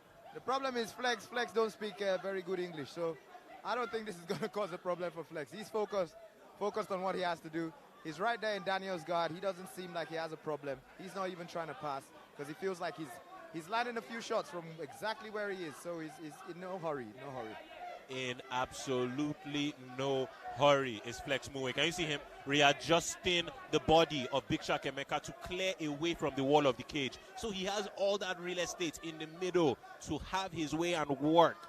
Ladies and gentlemen, this is mixed martial arts. It doesn't need to look pretty. It just needs to be effective. All that matters at the end of the day is a W. And as you can see, Flex Munwe has a clear understanding of what is required to win. This is such a competitive weight class, this middleweight class. Every fighter, or most fighters have points now, and the top 5 guys, every 3 points is so important because it takes you right to the top or very close to the top. Big Shark does not look tired. He just looks frustrated. But that was a very heavy shot that just landed from Flex Munwe. Because he's in the mount position, he has gravity on his side. But it looks like Flex Munwe is willing to advance the position without necessarily sticking to all the technical bases that he's been applying so far. I mean, you basically, on his mind, he's probably won this round. So he just wants to end it emphatically in the eyes of the judges, digging his chin into the chest of his opponent. Both men grappling in the center of the cage. Who's going to come out on top? Your guess is as good as mine, Hugo. As it stands, I think Flex is 2-0. It's 2-0 right now. Flex has won the first 2 rounds, as far as I'm concerned. I don't know how the judges saw that. But then again, looking at both of them, Flex looks really tired. Dan Emeka just looks really frustrated. He doesn't even want to sit down. He's like, let's keep going. I need to get this guy. And it's important to remember, ladies and gentlemen, that all of this always begins with the double leg takedown, as we're going to see in the replay. Oh, already on the ground are they? Ladies and gentlemen, you can see Flex Munwe in the mount position, applying pressure on Daniel Big Shark Emeka. This was the story of the first and the second round. As you can see, straight into the half guard position, applying preparing strikes with that right hand, doing damage. What more do you need to say? This is high-level grappling exchanges. Both men know what their conditions for winning are, and they are willing to stick to their guns until one man's hand is raised. I don't know how else you cannot respect that. Well, I think it's obvious what you have to have in your locker when you want to fight against Flex Munwe. If you're going to go up against Flex Munwe, you need to make sure you do your homework with the grappling. You have to make sure you get your grappling credentials up. And I'm taking a look at Dan Emeka's corner. I might be wrong, but from the body language, I can still see his coach is still encouraging him to get some strikes going. Yo, this is the most intense thing I've seen all day. Can you see them getting into their faces before the third round? Ladies and gentlemen, this is combat sports at its finest. Here we go. Final round of your final bout of the evening from the African Knockout Championship Season 4 in Abuja. This is from the Federal Capital Territory. We are going straight into the final round, ladies and gentlemen. Let's go.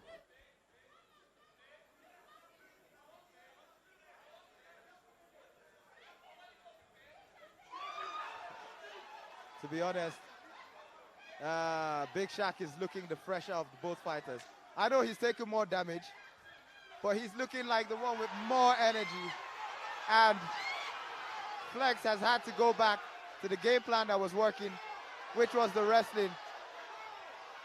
And you can see Big Shaq Emeka applying the pressure. He can smell blood. Like joke. This has become the biggest fight on the card. Main event energy, main event styles on display.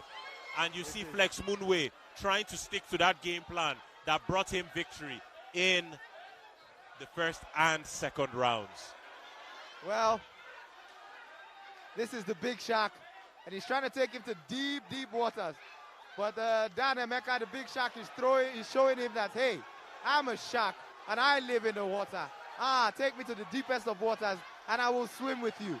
And you remember, Flex Munwe said he's a monster that wants to see how this big shark tastes. The crowd, the energy is palpable. Ladies and gentlemen, this is the African Knockout Championship Season 4. The crowd screaming chants of Emeka because he's in his home country of Nigeria. Flex Munwe flew across the sea from DRC to get here. And ladies and gentlemen, as we go through this third round, your guess is as good as mine. Timing that takedown excellently was Flex Munwe and reversing the position. Yo, the energy in the venue is mad. Hey, ladies and gentlemen, a football match is beautiful to watch at the stadium. But if you have never watched a fight live, especially a mixed martial arts fight, I think you're missing out. There is nothing like the energy we are feeling here. This is crazy. That's all I can say. Dan Emeka, he's brought it, but Flex's game plan is the same game plan he utilized against Ogunoiki, and it seems to be working against Daniel Emeka, the Big Shaq. He's just stifling him. He's no longer like water. He's now like a quicksand, like mud, you know? It's just dragging him in. It's just heavy on him.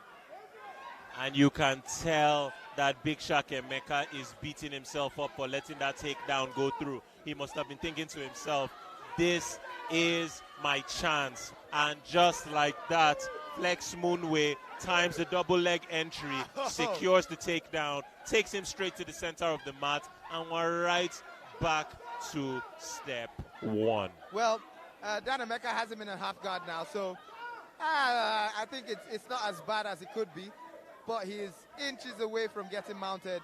He really needs to address that. He can't address that by getting on his left shoulder. He needs to get onto his right shoulder. This is not a good place to be. And you know that all Flex is trying to do now is frame against that neck or chest, create separation, and rain down, ground, and pound. Ladies and gentlemen, this is mixed martial arts. It's always about the guy who gets his hand raised at the end of the day. You might not like the approach, but it's still fighting. And until you can find a solution, it's going to keep beating you up. I know it's really hard to stay composed in there, but this is what makes these guys professional fighters. Dan Emeka, there's a lot of space between his hips and Flex's hips. I believe if he gets on his right shoulder, he will be able to pull his left knee in between him and Flex, and then he can pull guard. Or at least he can even start to work to stand up, once he gets the underhooks. But the way it is right now, he's working to Flex's benefits, and now he's been mounted. And we have only 55 seconds left in this third and final round. This fight went the way anybody who was putting their money on Flex thought it would, which was heavy grappling, heavy pressure. But Big Shaq Emeka showed life from the very beginning up until this point. And unless something changes in the positioning and dynamics of this fight, it looks like Flex Munwe is cruising on his way to a clear decision victory. You know, Dan Emeka is a very scary guy, very, very scary guy. But he has a very quiet disposition. You know, he gives that aura of killer in the ring and out of the ring. You know, so I'm very curious to see how he's going to react to Flex after the end of this fight. I don't know if they're going to shake hands. I would like to see if there'll be a show of sportsmanship, because Dan Emeka does wear his heart on his sleeve, and he's not going to be happy about this loss. Ladies and gentlemen, just like that, 3 rounds out of 3. 9 fights completed. Flex Munwe is the winner of your main event. As we go into the commentary, we will see you shortly in a moment from now.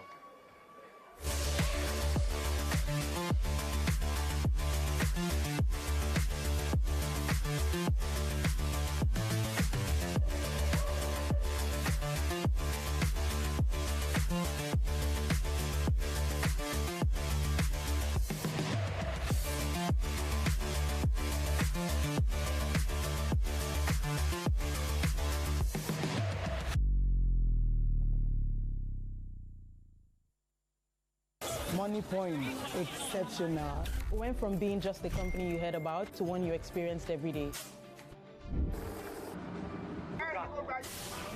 I just use my money point card to pay. Savings or current? Using Money Point has been pure bliss.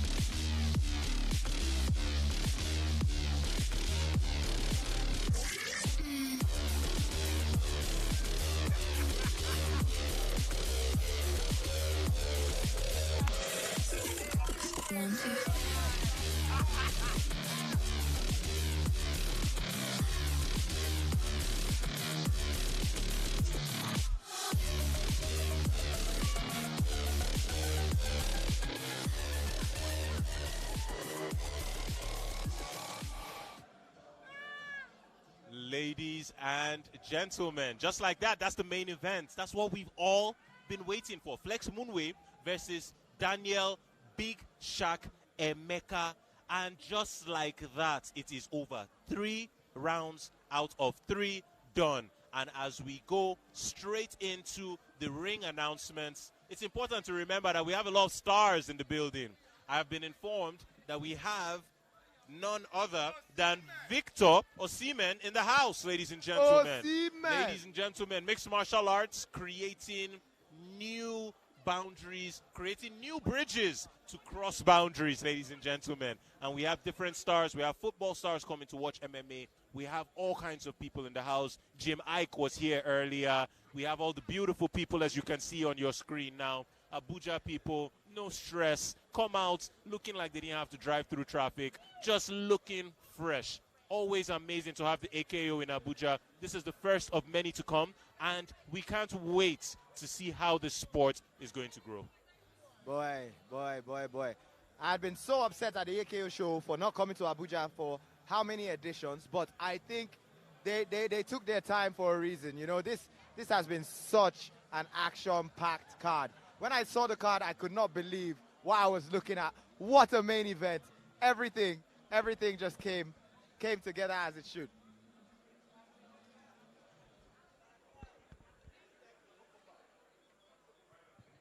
And we'll be heading to the ring announcer now for the official announcements.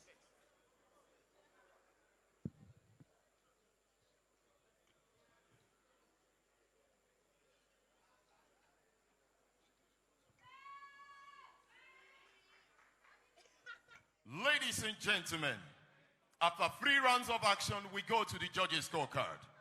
The judges called this contest 30-27, 30-27, 30-27. And your winner, by unanimous decision, Flex the Monster Munwe!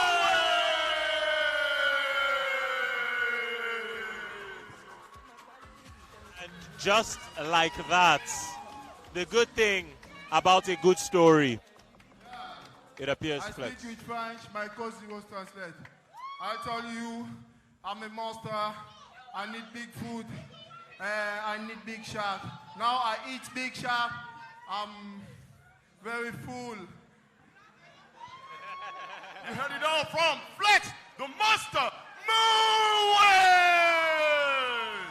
Ladies and gentlemen, I say it all the time. Don't play with these DR Congo boys. They will choke you out. They will submit you. They will knock you out. And now, here we go, ladies and gentlemen. This is the closing seconds, closing minutes of our show for the evening. It has been a pleasure to be in your presence. Hugo, my brother, my friend, do you want to give the people some love? Woo! What a show, you know, what a show. It did not disappoint. This is exactly what we expected, and we got exactly what we expected. We got knockouts, submissions, violence, you know, discussions with concussions. This is exactly what we came here for. This is what we signed up for, and this is what we got. Such a good night. Such a beautiful night. As you can see, the beautiful people in the house. We have all our Abuja residents out to show support. All the beautiful people within the arena.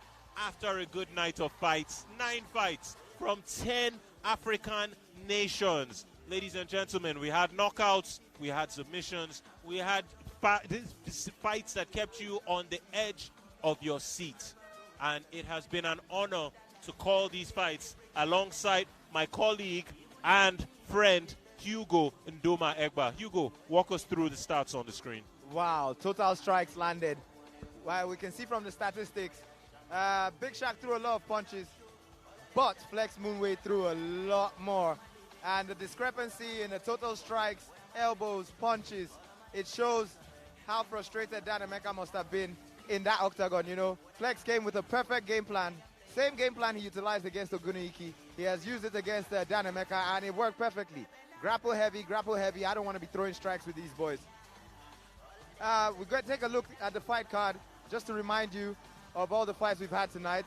And the first fight was Daniel Iwoha versus Emmanuel Warrior. Daniel won by knockouts in the first minute of the first round. What a debut from Daniel. We now had Melvin Ugochukwu versus Israel Mano in the light heavyweight division, and it was a unanimous decision by Ugochukwu Melvin. It was something he needed so badly because he was just coming from a loss. Both fighters were coming from a loss. Then we saw Andre Mukisi versus Emmanuel Benard, another debutant in Andre Mukisi from Angola. Another impressive performance. He was able to win by the split decision. As we go into the deeper portions of the fight card, Jane Osigwe defeated Jibidar Cythia by technical knockout. That was in the first round. Kouadio Marcel defeated Cherif Drame. Uppercut. That was a right uppercut into a left hook and a straight down the pipe. His head didn't even connect with the third strike. Gasmir Diatta defeated Jackiel Ayana, a.k.a. the Smiling Assassin, by technical knockouts. Then we have at top of the featherweight division, Ananias Mulumba versus Jonathan Lamptey, and Ananias won by a technical knockout, and he stays right at the top of the division. Then we had Richard Muzaan versus Feugang Tayo Pius, ended by a technical knockout. A bit controversial because Pius seemed to be intelligently defending himself, and he was very unhappy with the early stoppage. And then in the main event, we had Flex Munwe versus Daniel Emeka, and he won by a unanimous decision. Flex says he is really full after eating a big shark. As we get into the closing portions of this event, it's important to remind you, as we have from the beginning of this show, that this is the African Knockout Championship Season 4, live from the Federal Capital Territory. The Federal Capital Territory, the center of unity, unified all of us for these beautiful mixed martial arts bouts. This has been beautiful. This has been inspiring. Hugo, it's been a pleasure to run this commentary right beside you. Such a pleasure to working with you, Oche. I had so much fun. You know, the AKO took its time. They took its time. But better late than never. Thank you for finally coming and bringing the show to Abuja. And it was such a wonderful show to watch. I hope everybody enjoyed it at home. And as it stands, ladies and gentlemen, it's important to remember Fidelity Bank, our gold sponsor, Abuja Continental Hotel, our host for tonight. We also have Green Hill and partnered by Sport Assist. I have been on the edge of my seat the entire evening. This has been beautiful. This has been inspirational. I can only imagine the ripples that this sport and this event will send through Abuja and the rest of mixed martial arts in Abuja. So, any moment from now, we will be closing off as we hand. And ladies and gentlemen, as the show comes to an end and all these beautiful nail-biting fights have come to an end, it's our honor and it's our pleasure to tell you good night and goodbye. Remain blessed, stay safe out there.